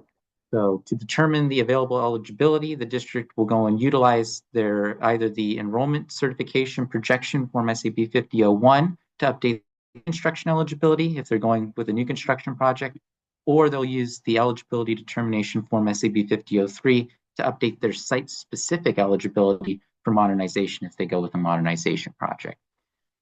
For a small school district's new construction eligibility update, the small school district can choose to lock in their enrollment for a period of up to 5 years, or for the 5-year period, due to the Proposition 2 amendments that were made to the Education Code, again, as a result of Proposition 2. Now we're going to move up a little bit here to question number 8, which is on at the bottom there at stamp page 30. Once the eligibility has been determined, a school district will need to submit an application for preliminary apportionment. To accomplish this, we are proposing that a new form be created that is similar in nature to the application for preliminary apportionment form SAB 5008 that was used under the critically overcrowded schools program. In our next stakeholder meeting on this topic, we are planning to bring a sample application for preliminary apportionment form to this group for stakeholder input. In addition to this application submittal, we are also proposing that small school districts submit to us a project narrative that assists in the calculating of the preliminary apportionment. A project narrative is already required for charter school facility program preliminary apportionment applications, and this project narrative will follow a similar structure. Please see the bottom of stamp page 30, which is on the screen there, of our stakeholder meeting agenda item for a sample of the information that is currently included in a charter school facility program's project narrative. Now we're going to move on to questions 10, 11, and 12, which are on stamp pages 31 and 32. As part of the project's application for preliminary apportionment, a small school district will be able to apply for a few different grants. Here's a summary of the grants that will be available. So in question 11, it goes through the design grants, which will only be available to small school districts that qualify for financial hardship assistance. In question 12, it goes through the project assistance grants, which will be available for all small school districts. And finally, in question 13, we go over the project and construction management grant, which will be available to all small school districts and is equal to 5% of the state share of the preliminary apportionment. Please note that the project and construction management grant will be recalculated at the time of conversion for full funding. Now we'll move on to question number 13, which talks to us about the construction costs. And you might be wondering how exactly those changes in construction costs, how will they go and be accounted for with these preliminary apportionments? Well, at this time, we are proposing that small school district preliminary apportionments mirror the charter school facility program and provide an inflator factor on top of the current base and supplemental grants to account for potential future changes in the construction cost index. At the time of conversion, the adjusted grant will be based on that year's construction cost index, and the project would be capped at the originally given preliminary apportionment plus the inflator. In detail, at the preliminary apportionment stage, a project's total costs will be calculated using the application for preliminary apportionment form, a narrative describing what the small school district plans to do with their project, and the inflator factor. At the time of the conversion to full funding, the total project cost will be recalculated based on the DSA approved plan sets, a form SAB 5004, and the current year's grant amounts. Please note that if the conversion application's total project cost is higher than the preliminary apportionment and bond authority is available, the conversion application can receive an apportionment for the adjusted amount, and that will be the full adjusted amount. If no bond authority is available, the conversion application will need to be reduced to the amount reserved for the preliminary apportionment. If the conversion total project cost is less than the preliminary apportionment, the excess authority will be returned. Now we'll move on to the top of page 30, and that's going to be questions 6 and 7. So we're going to go and jump back up a little bit here. Now let's go and take a look at how exactly the fund release circumstances will be resulting based off of the different projects and the different, especially with the different financial hardship status that each small school district might have. How will those play into the amount that you'll actually go and get in your preliminary apportionment? Well, if a small school district receives financial hardship assistance, funds will be released through the standard school facility program processes. No advanced funding will be released if a small school district does not receive financial hardship assistance. Rather, grants that are received in a non-financial hardship school district's project's preliminary apportionment will be apportioned at the time of the final apportionment. and these small school districts will use their required local match for the initial cost of the project. Since the projects received a preliminary apportionment, all of the small school districts, regardless of their financial hardship status, can proceed forward with their projects knowing that the bond authority for the state share has been reserved, and it's all, again, provided that the school district actually submits an approved application by their deadline. Now we're going to move on to the top of stamp page 33, and that will be question number 15. This will be the last one that we go over in great detail here. But for substantial progress requirements, projects that receive design grants as part of their preliminary apportionments will be subject to the standard substantial progress requirements already in place for approved new construction or modernization grant applications. Projects that do not receive these design grants as part of their preliminary apportionment will not be subject to the submittal of substantial progress reports for the time frame of up to 5 years after the preliminary apportionment is approved. Once the project's conversion application has been received and a final apportionment has been given, the final apportionment will be subject to those standard substantial progress requirements that are already in place for both approved new construction or modernization grant applications. I know that we went over a lot today, and I want to thank you all for taking the time to listen to our initial proposals for this new small school district program. At this time, I would like to not only put it back to our moderators, but also open the conversation up to any feedback from our stakeholders in attendance. Thank you, Nick. I can go ahead and take the first question. We have a question here. I believe it's actually Clay Ross is the first one, and it's kind of also replicated in Yuri's question too. Small school district of 888 authorizes 3 charter schools, bringing their total student population to over 2,500. Are they no longer a small school district? The statute does provide a definition of a small school district, which does include 2,500 or less. The school facility program does incorporate the form SAB 5001, which has enrollment reporting criteria that's specified in the instructions. Based on those instructions, the enrollment that would be reported for the purposes of the school facility program does have specific enrollment that would not be counted on that 5001. Some examples of that does include students living outside of the district's boundaries, but attending schools within the district. It also has students that are receiving non-classroom based instruction. Does include in that reporting, you kind of pull out the SDC pupils, continuation high pupils. There's specific instructions in there. Kind of what I'm getting to in kind of a roundabout way is the enrollment that is just populated. If you go into CDE's data quest system for the district enrollment, is understandably nuanced.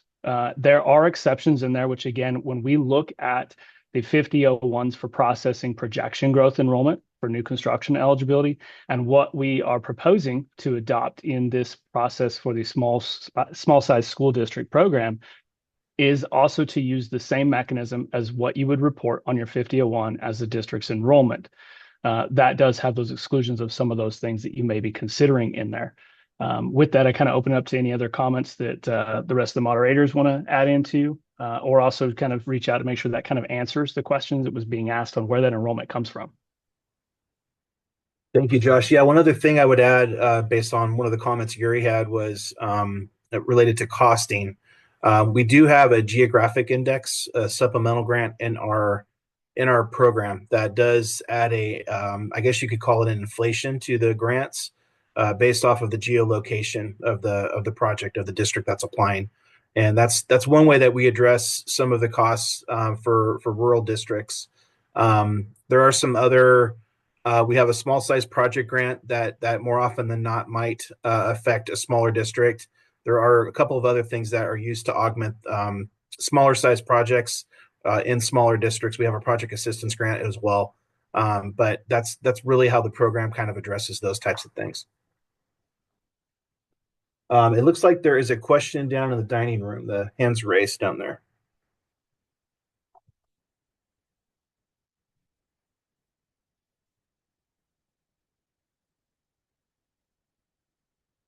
There we go. Hi, this is Alana again. I just have a couple of logistical questions regarding the small school districts. So for projects that are submitted before October 31st, let's say a district submitted in November, would they need to resubmit after October 31st to take advantage of this Prop 2 funding for small districts? Yes, that's a great question, Ilana. Yes, you would need to get out of line and come back in line, so to speak, to take advantage of that new receive date. That would be after 10/31 or 24, so you can take advantage of the new rules. Okay, that's helpful.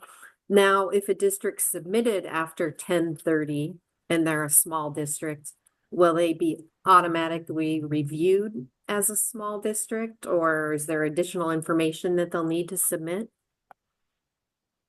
That is a good question. I think you would need to request it. We're gonna create a preliminary application form, and so I think what it says in the item, and someone jump in if I'm not remembering correctly, but I think what it says is that we're going to that's basically when you're gonna be able to start applying, is when that form is created.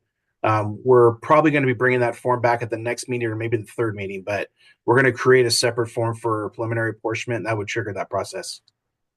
So, Brian, if I can pipe in there just a little bit. Go ahead, Alana. Sorry, finish. Sorry to interrupt.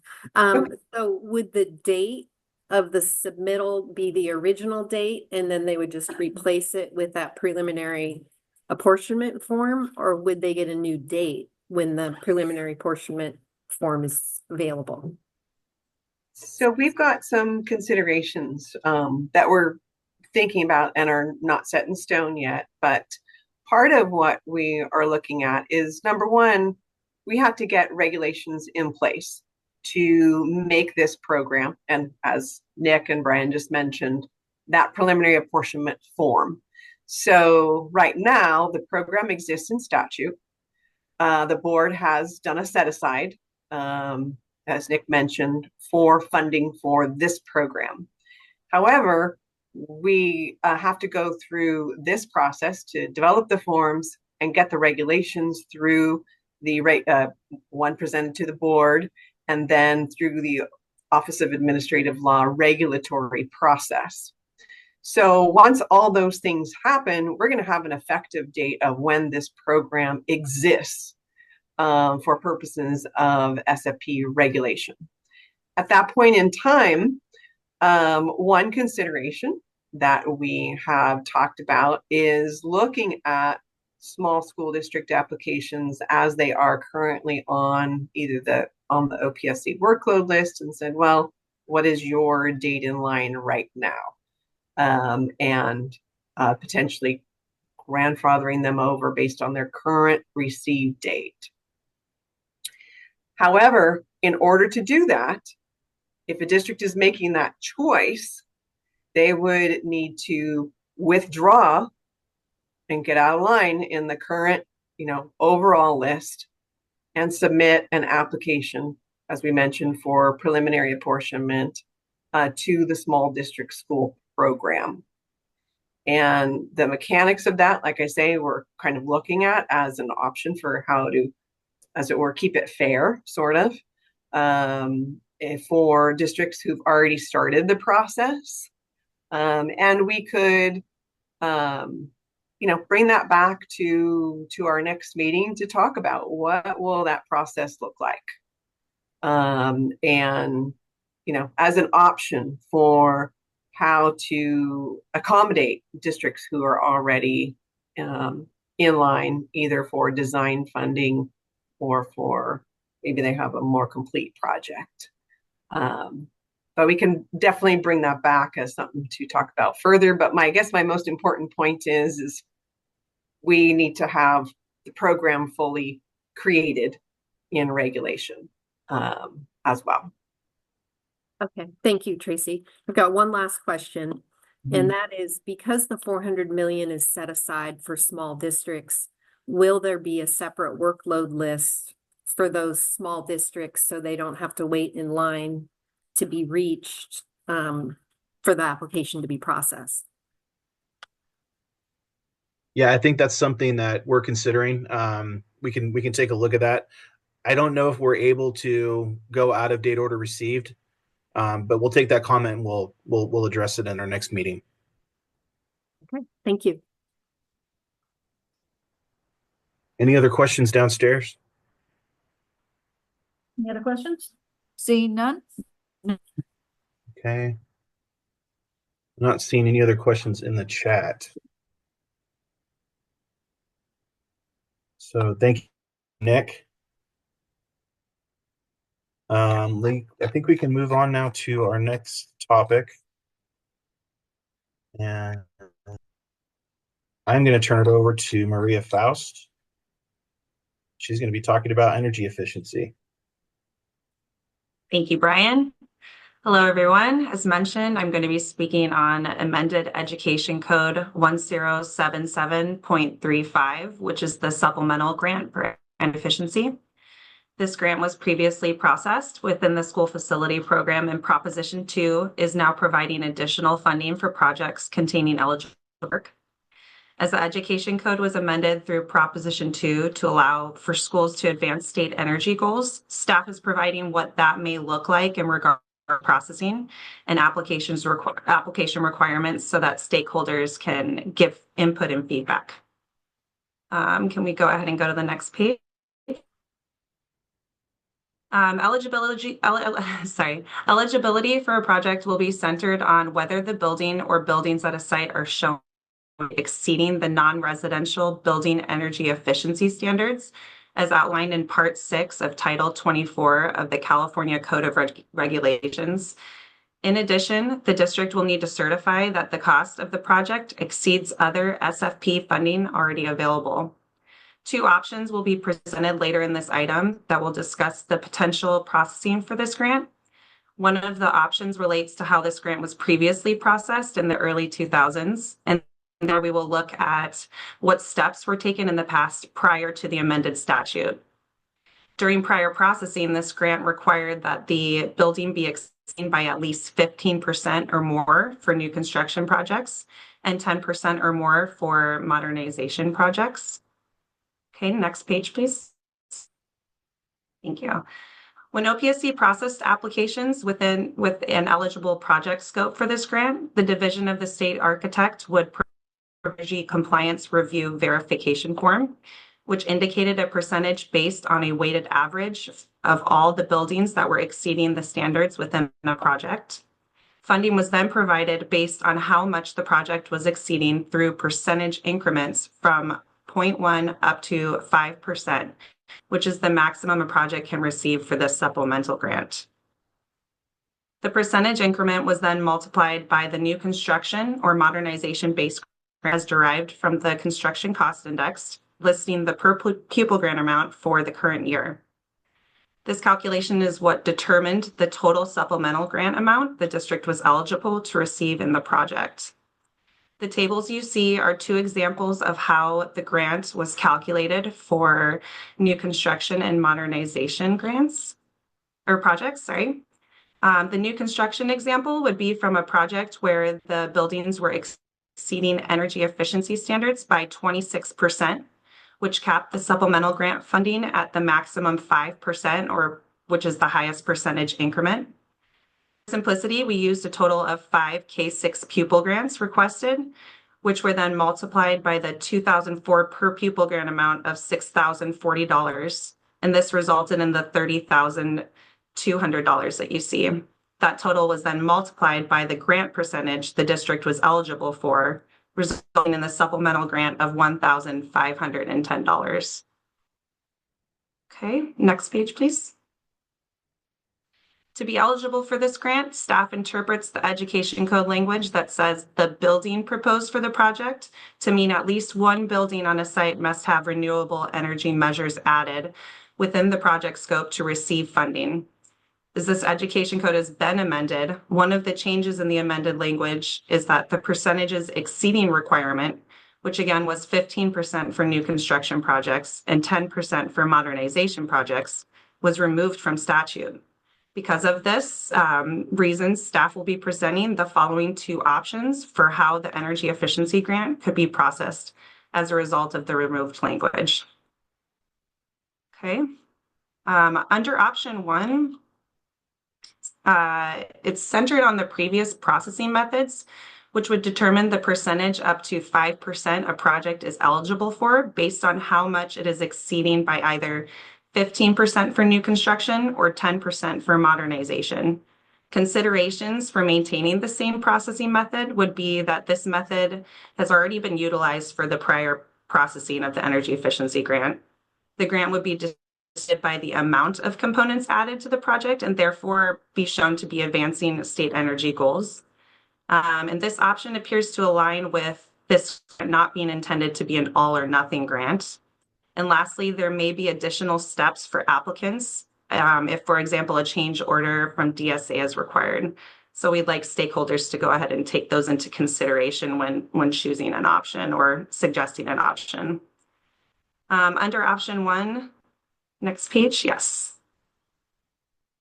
Okay, thank you. Under option 1, when a district submits a new application, the box for energy efficiency in section 5 for new construction or section 6 for modernization would need to be checkmarked in addition to listing the percentage matching what is in the DSA project tracker. The example box shows how a percentage would appear in the DSA project tracker with the appropriate program checked. This example is for modernization, as you can see by the check mark. Okay, the second processing option that staff is presenting will give an eligible project an amount that equals the flat rate of 5% of the new construction or modernization base grant, rather than giving it by percentage increments. Again, that 5% is the maximum that a project can receive for this supplemental grant. This would mean a more simplified calculation rather than a sliding scale, therefore providing all projects the same percentage if they are shown to be approaching the ultimate goal of reaching energy self-sufficiency. One consideration for this option is that because it is more simplified, there would likely be very little DSA review and approval required. It would provide the highest funding available for projects that are boosting green efforts. And finally, some projects that may not exceed the maximum potential for green energy goals could still receive the highest funding available. Okay, next page. Under this option, new application submittals would still need to have the box for energy efficiency checkmarked under either Section 5 or Section 6 of the Form SAB 5004. However, a percentage exceeding would not be required, and that area on the form would be removed. The DSA project tracker should still show a check mark indicating the type of project, but in this option, the percentage will show 0 as shown in this example box for a new construction project. If the project does not show this box checked and the district added energy components in the project, then the district would need to submit acceptable documentation such as a DSA energy compliance review verification form for OPSC to verify that components were added. Okay, next page. Staff will be handling applications that are already in-house in alignment with current processing methods. As the statute indicates that October 31st, 2024 was the deadline for application submittal, all processing will be handled on whether the application was submitted on or before or after that date. Applications that were received on or before October 31st may still request the grant on an updated Form SAB 5004 during processing, and they may also submit plans that include the energy efficiency components. However, to include any plans that were not part of the original scope of work, the district would need to withdraw the application and resubmit to receive a new date in line for processing. Also, any plans submitted cannot have been a part of any prior project that was state funded. For applications that were received after October 31st, 2024, a district may request the supplemental grant on an updated Form SAB 5004 during processing. The district will need to submit acceptable documentation to support the requests, such as confirmation from DSA that they are eligible, or have the pertinent box checked in the DSA project tracker. Districts are eligible for reimbursement for projects with an eligible scope of work if construction contracts were executed on or after July 3rd, 2024. This is in accordance with the effective date of the Assembly Bill 247. Okay, next page. The two examples that you see are the Form SAB 5004, where the supplemental grant can be requested. Staff suggests that these areas of the 5004 remain the same. So we'll be using those existing boxes, which can then be certified by the architect of record. Okay, we will now open for discussion and any questions that you guys have on this topic. Don't see any hands raised just yet. We do have a question in chat. Michael Gold has asked, what is meant by number of components and what is a component? So specifically in relation to what Maria was covering is not necessarily that the number of components dictate how the grant would be applied under the option 1 calculation, rather that those are components that could impact, hopefully in a positive way, what that percentage is of the energy efficiency determination as it exceeds the residential standards of Title 24. Components that are listed in statute do include, for example, it does have the language before I get into them that does say that it is including but not limited to. So there could be additional components that might impact that percentage score. Electric heating, ventilation, and air conditioning, school equipment, water heating. So thinking of kind of the older school from the original program, maybe your Energy Star appliances, using something that is a little bit less reliant on the energy usage. Use of ground source temperatures for heating and cooling, solar technologies, other on-site renewable energy and storage. So those are just kind of examples of what those components would be. Thank you. Any other questions on this item? Not seeing anything else in the chat or any hands raised. Pretty straightforward grant, I'd say, but this is a very important grant, and I'm really glad that we have it back. Like Maria mentioned, we've had energy efficiency grants in the past in a few different ways. We had a standard energy efficiency grant, kind of like this one, and then we had one for high performance incentive grants. They're popular programs, and I think that's the wave of the future, and so I'm glad to see it back. Justin, how will other components be determined to be eligible, specifically those that are not listed in statute? That'll go to, depending on what you design into your plans, it's going to increase your score. It's going to increase the efficiency that you have. So as long as they're generally in those categories, they should be eligible expenditures. We'll try to cover as much ground as we can on what's eligible, what's not eligible. If there's anything specifically you're wondering about, feel free to reach out to us and we can address those. But we aim to be as flexible as we can within what the statute allows. Yeah, hopefully, just to kind of double check, make sure, Michael, I did get your question answered. Also to Justin's question, I'm trying to check. I do believe we were anticipating some DSA assistance on the call too that might have some of those other technology examples of what those components could. But it is my understanding that as part of the submittal for the application packages to DSA, it would include some component of a kind of an energy packet, which would go in there and as part of the certification to what the energy efficiency usage is. Thinking of some of the components of like the envelope being the themselves, the components in there, the machineries or mechanics, those would be the percentage scores. So again, to Justin's comment or question, and Brian already kind of alluded to, is the other components would not necessarily be the items themselves that determines the ability to be eligible for the grant, so much as the percentage of which the actual efficiency exceeds that residential standard. Yeah, and if Justin, if you're referring to eligible expenditures, we'll try to outline that the best we can in our grant agreements. April asks, OPSC require the Title 24 boxes to be marked when submitting new projects. Will OPSC look to the DSA project tracker to reconcile with the percentage listed on the 5004? Yeah, we intend to use that percentage as a verification. Sometimes they won't have the verification from what we've been told in tracker. If that's the case, we'll reach out to them.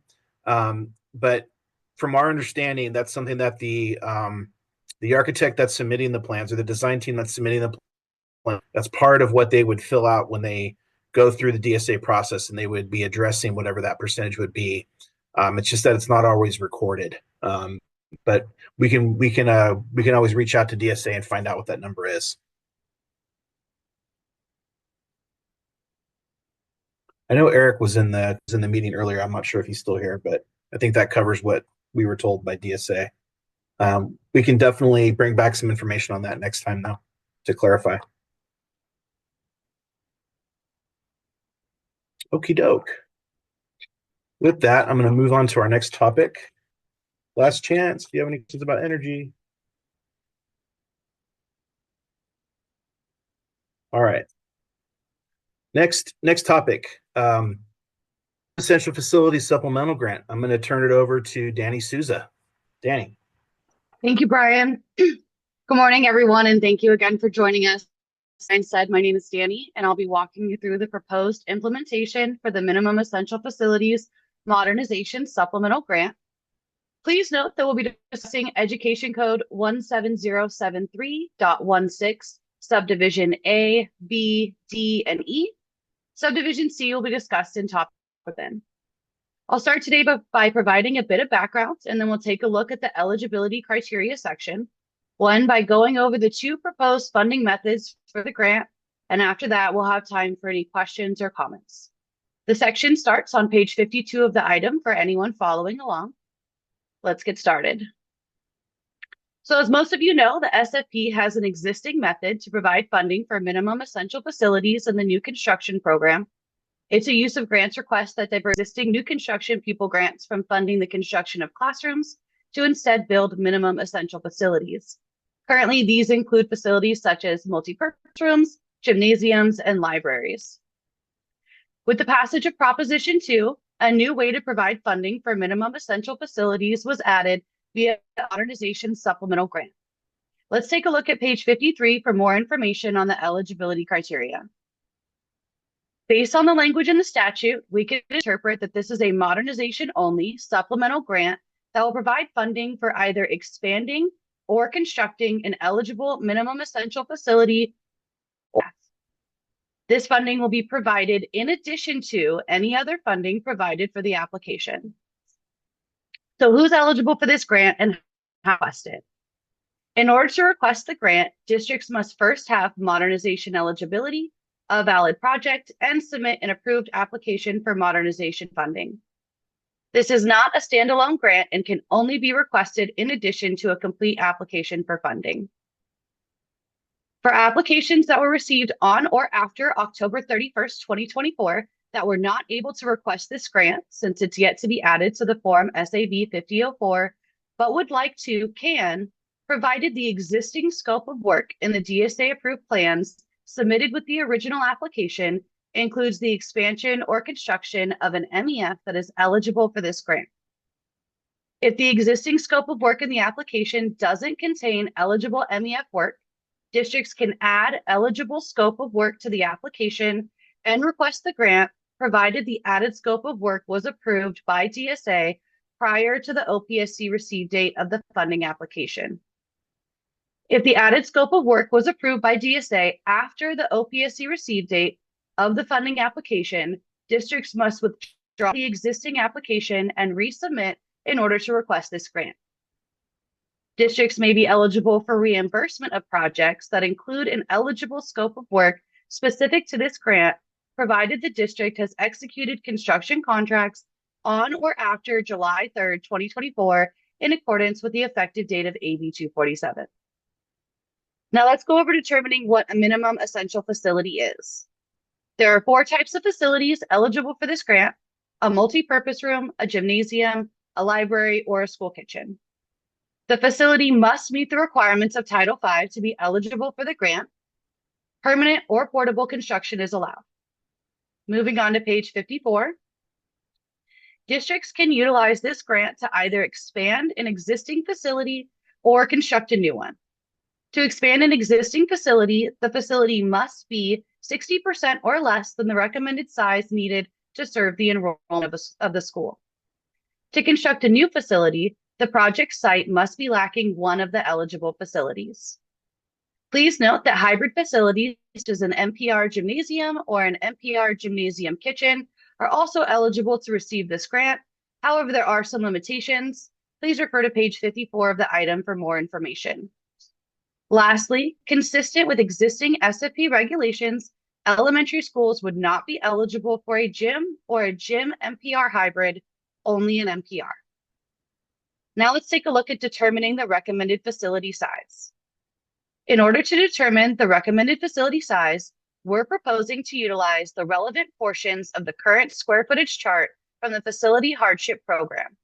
Please see the table on page 54 of the item for the square footage amounts. This is the same method currently used to determine the recommended facility size for a use of grants request to construct an MEF. The square footage recommendations in this chart utilize space allowances from the lease purchase program as a guide. Currently, the chart defines the per pupil and minimum square footage amounts for an MPR, including food service, a gymnasium, and a library. Please note that the chart has the square footage amounts for a school kitchen included in the square footage totals for an MPR. We're proposing utilizing the food service square footage amounts from the LPP handbook to determine the square footage recommendations for just a school kitchen. The specific square footage amounts can be found on page 55 of the item. Also, since the chart does not provide the square footage amounts for an MPR only facility, MPR only square footage recommendations can be determined by calculating the difference between the recommended square footage for a combined MPR and food service facility and the recommended square footage for a school kitchen only facility. In order to determine the recommended facility size, we will utilize the site's seabeds enrollment at the time of application processing. For more information on determining the correct seabeds enrollment year, please see page 55 of the item. Moving on to page 56, please. Based on our interpretation of the statute, the grant is limited to be used once per site. For example, if a district received the grant for the construction of a new gym at the site, the district could not then request the grant again on the same or any future application at the same site, regardless of whether the site's existing MEF is undersized or non-existent. In cases of school sites that span grade levels, such as a K through 8, a gymnasium or a multi-purpose gymnasium hybrid would be allowed. When determining square footage amounts for mixed grade schools, we propose to use the highest grade level served at the site, consistent with current practice. For minimum square footage built, we're proposing that the project must build 60% or more of the recommended facility size needed to serve the school's enrollment. Looking at the demolition and replacement requirement sections, for new projects, we're proposing that applications for sites that lack an MEF, the conversion or replacement of space that is not the MEF type would be allowed, provided that the displaced facilities are rebuilt in the same project. For example, if a site lacks a library, the application may convert existing classrooms into a library, provided those displaced classrooms are rebuilt in the same project. For expansion projects, we're proposing that the demolition and replacement of an undersized MEF with an MEF that is more than 60% of the recommended size needed to serve the school's enrollment would be considered an expansion and would be allowed. For existing facilities that were constructed under the SFP via a use of grants request may be eligible to receive this grant to expand their existing MEF, provided the enrollment of the site has increased enough that the existing MEF is deemed to be less than 60% of the recommended size needed to serve the enrollment of the site. We don't anticipate that the funding for this grant would be increased by any other supplemental grants, and the only supplemental grant that we propose to be increased by this grant is the geographic percent factor supplemental grant. So that wraps up the eligibility section. Let's take a look at the proposed funding methods for this grant on page 57. Staff has developed two different potential funding options for consideration. But before we get into the details of each option, I'd like to note that both options would be limited to funding the lesser of the new space being constructed or the recommended size of the space based on the site's enrollment.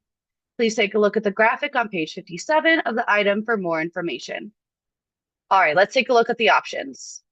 In option 1, the grant amount would be calculated using the permanent or portable other and toilet square footage grant amounts.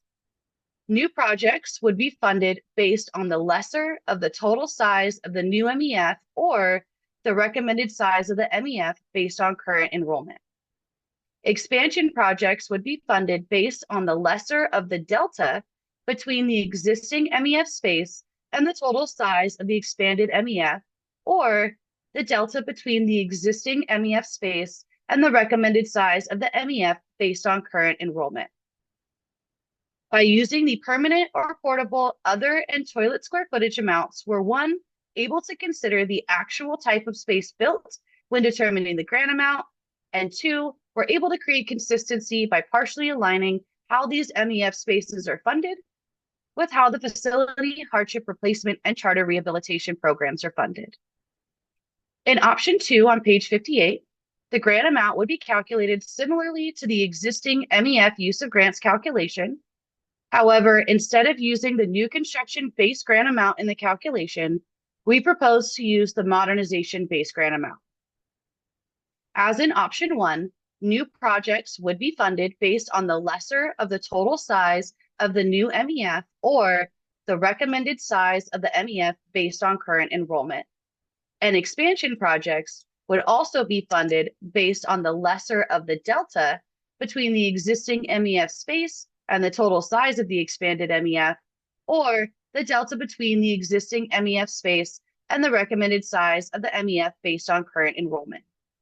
Again, this option is most similar to how the existing MEF grant is currently funded, the main difference being that this option utilizes modernization-based grant amounts to determine funding instead of new construction-based grant amounts. For a simple breakdown of these options, please see the table on page 58 of the item. Additionally, a full description and breakdown of each funding option and calculation is available on pages 59 through 63 of the item.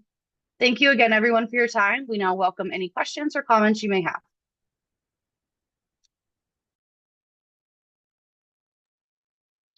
Not seeing any questions in chat or hands raised. Dining room still good down there?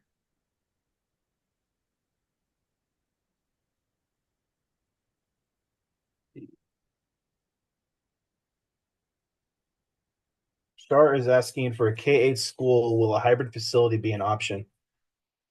I believe we did. This does allow for hybrids. Yeah, we do allow for those, even in the use of grants, which we are borrowing a lot of that information from the use of grants as it's currently being able to be applied successfully, I believe. Hopefully the stakeholders would agree with that.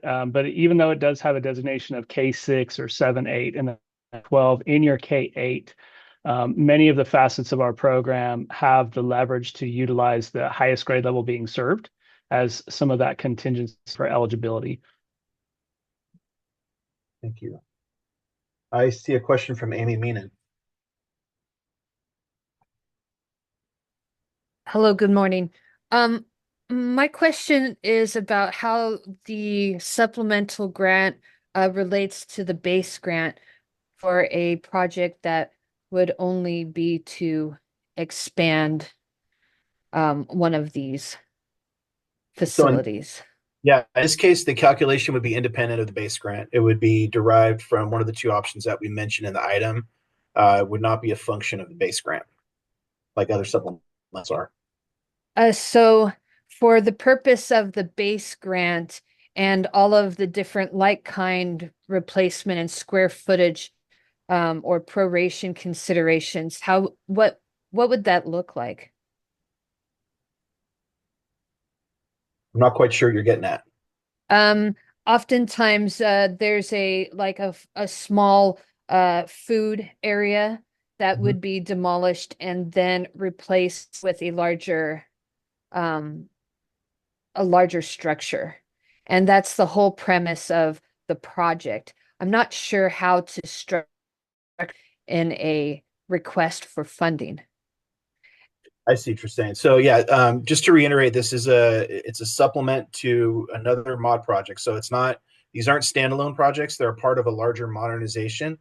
The way that we calculate them is, again, it's independent of the base grant.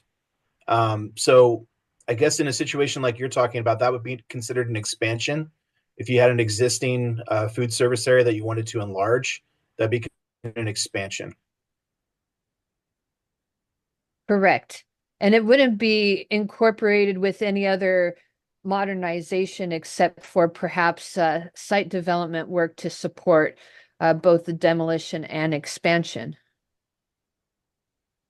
Well, again, this is an addition or a supplement to a mod project. It's not a standalone project, and so there needs to be work outside of what's being done to the minimum essential facility so that you can qualify for the supplemental minimum essential facility grant. Got you. So just to reiterate, in order to avail ourselves of these expansion funds, you would need to have something more than the expansion happening in the set of drawings that you are requesting funding for. Correct. It's in addition to mod work. Yeah. Understood. To clarify, someone's sending me a note. The mod work would cover, it could cover the existing building and demo, but the supplemental grant would then cover the expansion of the facility. But it is a supplemental grant. So again, we're going to be looking at this and calculating it separate from the other mod work that's occurring in the project plans. Understood. Is OPSC have any to perhaps put out any kind of like calculators on its website to help understand the different options? Yeah, we could do something like that, and I think we'll probably bring back some examples next time, some real actual calculations. We can do that to make it more clear on how we're going to be calculating. That would be appreciated. It was a little hard to visualize Sure, these differences. Sure. Yeah, no, we can definitely do that. Someone else is mentioning too, and I think this is a really important thing to mention. The minimum requests for modernization still apply. So if you have more than 101 grants, you have to request at least 101. If you have less than that, you have to request 100% of what's remaining. So those things still apply to the qualifying mod project as well. I got you. So, pardon me. So it would be proper to make sure that you make the minimum 101 on, say, the demolition and other site development work first, and then you could avail yourself of the supplemental for the expansion. That's right. Thank you so much. Thank you. I believe there's at least one question down in the dining room. We'll take that. Thank you, Brian. Alana? Thank you. This is Alana again. Just have a quick question, and that is, it would be helpful, I guess, a comment. It would be helpful if OPSC would consider a provision to allow districts that need to expand an ancillary facility, such as a multi-use room that is sandwiched in between, like it's in a location where it can't be expanded. And they would actually need to build a new multi-use room to meet that minimum essential facility guideline.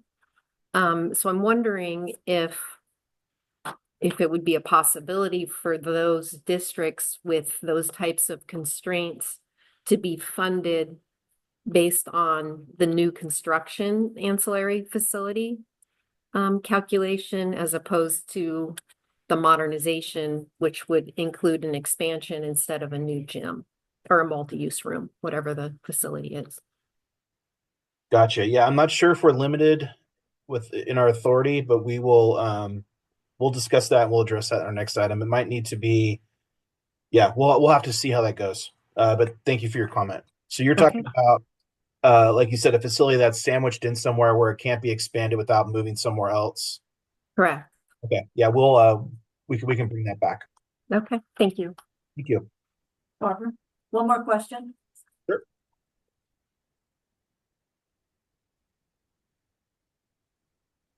Hey, Brian, Barbara Kampmeyer with Hancock Park and DeLong.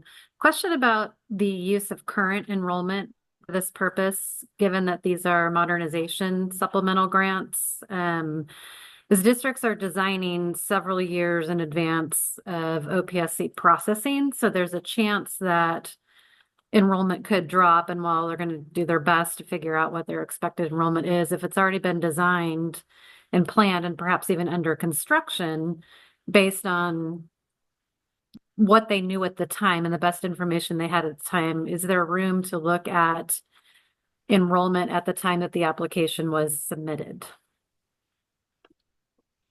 Yeah, we often look at point in time enrollment for modernization applications. I don't think we've discussed that. So that's something that we can definitely address, and we'll bring back an answer on that one. That's a great question. Thank you. Thank you. All right. A question from the chat. Walter asks, you mentioned a campus would only get to use this once. Is this grant limited to one MEF, either hybrid or standalone, per application per campus? For instance, can a high school request MEF funding for all 4 types of facilities in one modernization application? The way that we're interpreting statute is that it's one project, one project per site, one application. So you would be able to get an MEF grant for one facility per site. If you see something there that leads you to believe otherwise, we'd be interested to hear that. That is our interpretation of what the statute says, though. Thank you.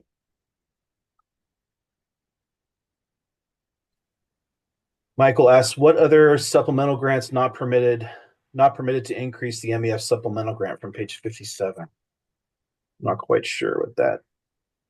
Oh, why are other supplemental grants not permitted? So typically supplemental grants don't compound.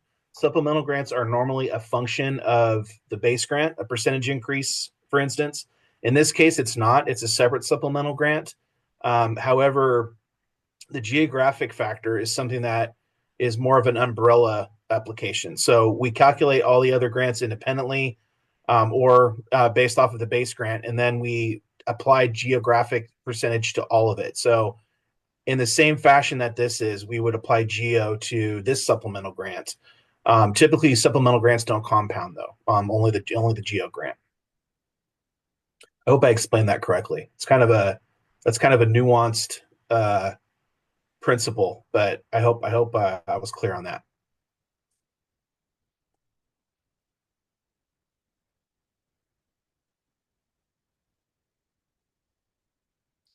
Jamie's asking, with enrollments declining, it feels punitive to require districts to build back unneeded classrooms if they use the grant to convert existing classrooms to a library. Okay, that's something we can consider. We'll take a look at that. I see what you're saying. Maybe they have space that they no longer need for classroom space, and so they can repurpose it for something like this. That's something that maybe we could consider, and it's definitely a good point. We'll take that under advisement, Jamie. Thank you.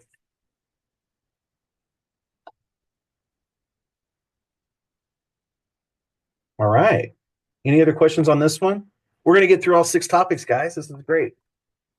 And we're getting tons of feedback. I love it. Let's keep the train rolling here. All right. For our last topic today, I am going to be turning it over to Vanessa Rozwadowski, and she's going to be talking about supplemental grant for transitional kindergarten classrooms. Vanessa. Good morning. Thank you. As Brian stated, my name is Vanessa. I am one of the project managers for the California Preschool Transitional Kindergarten Full Days Kindergarten Facilities Grant Program, mouthful, or as I'll be referring to it in this item, the FDK program. I will be walking us through the proposed implementation strategies and methods for this newly authorized TK supplemental grant as a result of the passage of Proposition 2. We'll be starting on page 71 of the stakeholder item if you would like to follow along. So AB 247 amended Ed Code section 17073.16 to allow for a supplemental grant for the retrofit or new construction of transitional kindergarten classrooms for districts receiving an apportionment for modernization funding. The entirety of the authority can be found on page 77 of this item. For background, the inclusion of this new supplemental grant comes as welcome news for districts who are anticipating a 5th FDK program funding round. For those unfamiliar with FDK, the program was established to provide one-time grants from the general fund to school districts that lack the facilities to provide full-day preschool, transitional kindergarten, and kindergarten instruction. The FDK program was very high demand, so all funds have been exhausted and our final apportionments were approved at the June 2024 State Allocation Board meeting with no future funding rounds planned at this time. However, the legislature presented a new opportunity for districts seeking funding for TK classrooms as one of the 3 new supplemental grants in the amended statute. Unlike the FDK program, The TK supplemental grant will not be limited to the funding round, funding rounds that can be requested anytime as part of a modernization application through the school facilities program. An important detail to note with the TK supplemental grant is that it may only be requested with a valid SFP modernization application. An SFP new construction application is not eligible to receive the supplemental grant. However, a modernization application can request a TK supplemental grant for a new construction classroom. So more on that later. Additionally, I will be making several references to Ed Code section 17375 throughout this item. This is the statute for the California Preschool Transitional Kindergarten Full Day Kindergarten Facilities Grant Program, which is important because if you look at the authority in section 17073.16c, you'll see the references for the FTK statute. For simplicity's sake, when I say TK supplemental grant statute, I'll be referring to section 17073. And when I say FTK statute, I'll be referring to section 17375 of the Ed Code. Please note that although some of the FTK statute subdivision references allude to preschool, the new supplemental grant is limited to providing funding for only TK classrooms. And all references to FTK statute strictly pertain to the eligibility requirements to receive the grant. There are, however, amendments in sections 17072.35b and 17074.25b that do not preclude a district from using their new construction or modernization-based grants for preschool classrooms. I would encourage anyone who missed the January 30th stakeholder meeting to look back at that item or the video on our YouTube channel to learn more about the new eligible uses for SFP funding. For criteria, applications on the workload list or ARVA list received by OPSC on or after October 31st, 2024 may request the supplemental grant, provided that it is an eligible mod application, the work for the TK classrooms is part of the approved plan set, and the district is eligible for the TK supplemental grant, which would mean lacking the facilities to adequately house TK students. Districts may add eligible scope of work to an application if the scope of work was approved by GSA prior to the receive date of the application. Otherwise, if the scope of work was approved by GSA after application submittal, the district would need to withdraw and resubmit their funding application in order to request the TK supplemental grant. The CDE approval letter should also include the eligible work for the transitional kindergarten classrooms. For reimbursement projects, districts that meet the above criteria may also be eligible for the reimbursement of their TK classroom projects if their construction contracts are dated on or after July 3rd, 2024, in accordance when AB 247 was signed into law. The education code for the TK supplemental grant cites FTK statute, which specifies that a school district shall not use funds to purchase or install portable classrooms. We are utilizing the Ed Code definition of portable, which is also outlined in our SFP regs. And regarding adjustments for new capacity, please note that classrooms funded through the TK supplemental grant will be included in the gross classroom inventory for new construction eligibility. This is an important distinction from the FTK program, so be aware that those TK classrooms constructed with the supplemental grant will be counted this time around. The Ed Code for the TK supplemental grant also outlines several requirements for districts receiving the TK supplemental grant. These provisions come directly from FTK statute, and chief among them is the requirement to construct Title V compliant classrooms. CDE will be your best resource for determining Title V compliance for your project, but we have listed a few of the key requirements here. Essentially, big classrooms, a play yard, easy access to age-appropriate bathrooms, etc. And so if we move on to determining eligibility for the TK supplemental grant, OPSC will first determine if the site lacks sufficient facilities to house TK pupils. The TK supplemental grant statute requires us to follow the existing model and FTK statute. The district will provide enrollment for the year in which its application is processed and the 3 immediately preceding years. OPSC will work collaboratively with CDE to determine how many kindergarten classrooms are on site and how many TK classrooms they would be eligible for as a result, measuring classroom capacity according to 25 pupil per classroom loading standards. A district will also specify if they intend to offer full-day or part-day programming, as this will play an important factor in determining how many classrooms they are eligible for. OPSC is currently contemplating several options for calculating the TK supplemental grant, and we would greatly value any feedback.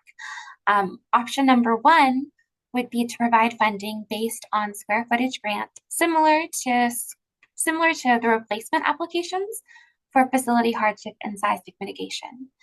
The total allowable square footage would meet the minimum Title V requirements for transitional kindergarten classrooms of 1,350 square feet and be inclusive of toilet space.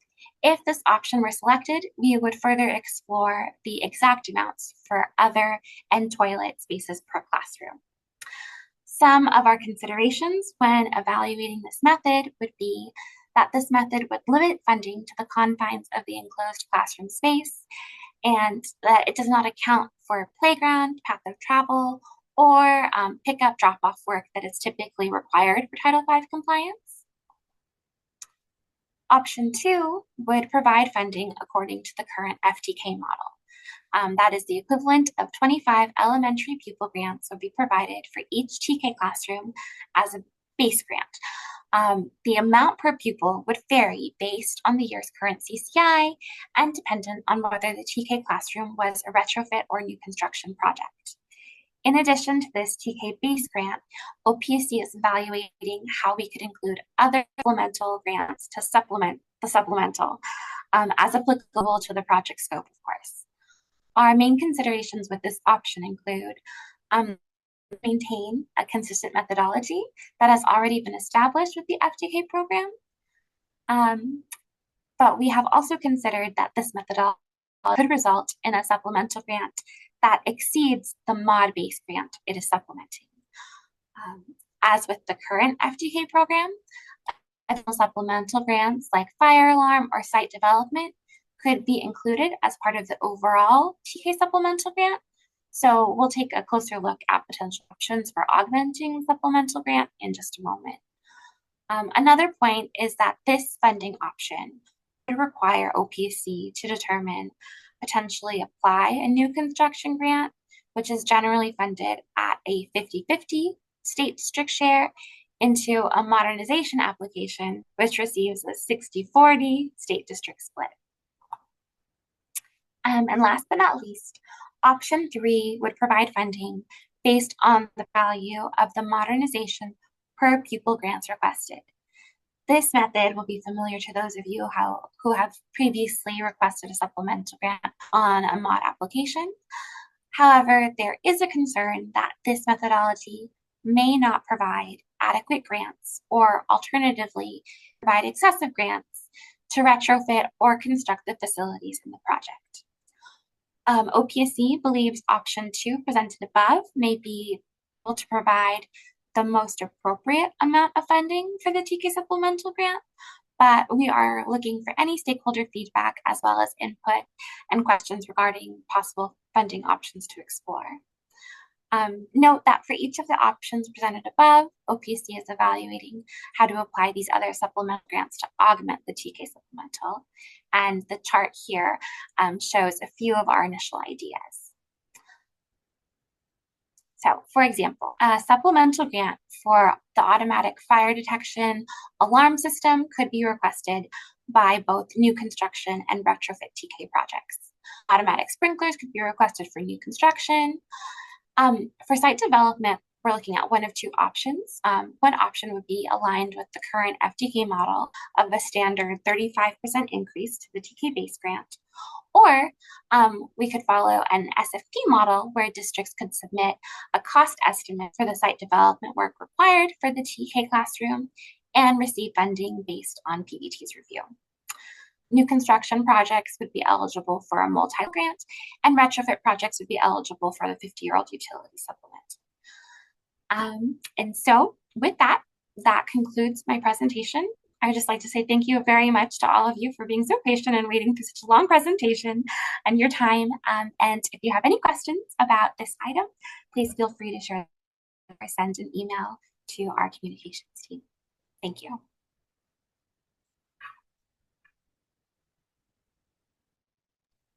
Thank you so much. That's another great presentation. Not surprised. Thank you very much. Any questions on the TK supplemental grant? I know it's been a long morning, but this is another important topic. So if you do have any preferences on the options or any other ideas, we'd love to hear them.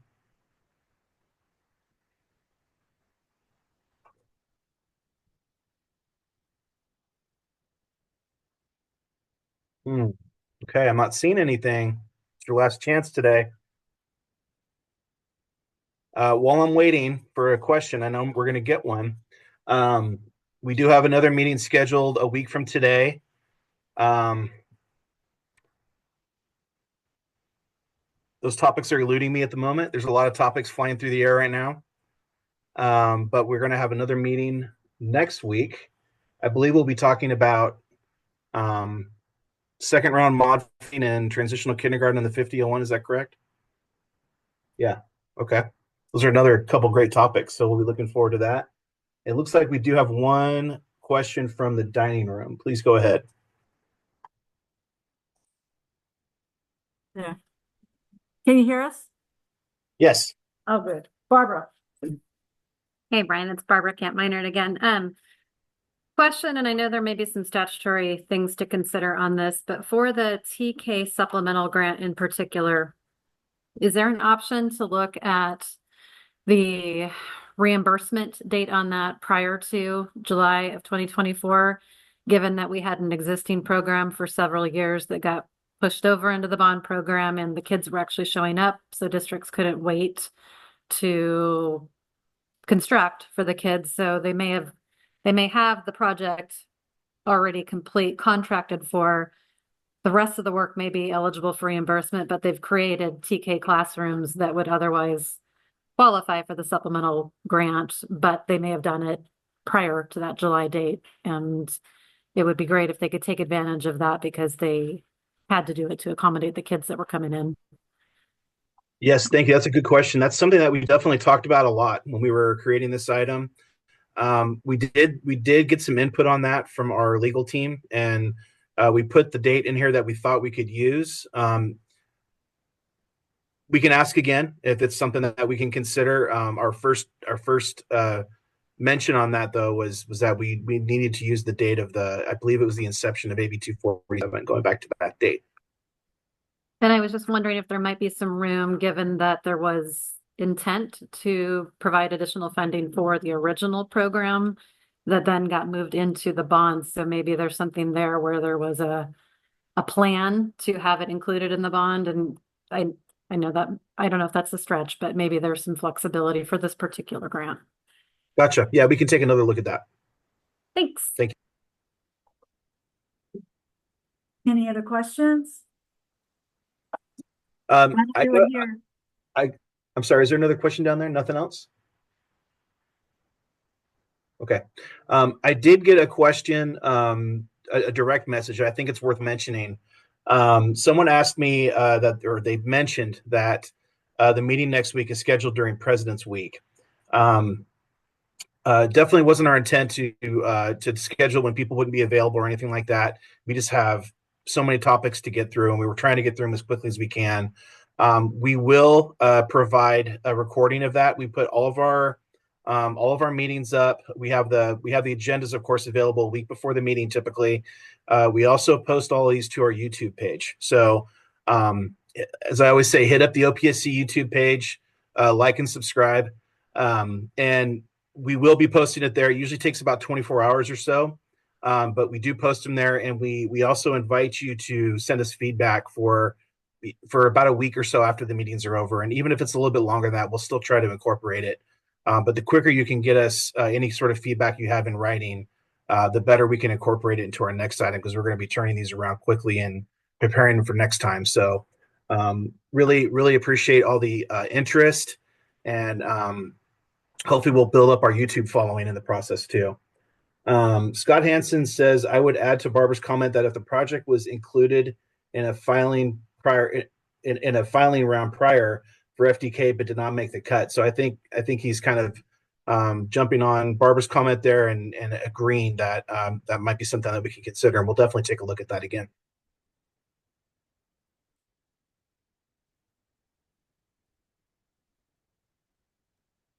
Okay. Double checking, no questions in chat, no hands raised. I know it's kind of already been said again, but please, if you think of something later this afternoon, maybe after lunch, all of this information that we've covered in this vast world of many topics, something comes to mind, please email us. Use the OPSC communications. Send us your thoughts. Let us know, if there's something that comes to mind afterwards, or any follow-up questions you might think of. Yes, thank you everybody for being here today. I know that was a lot of information. We really appreciate all the feedback and all the participation. Can't do without you. Appreciate you very much. Thank you. Everybody have a wonderful day. We'll see you soon.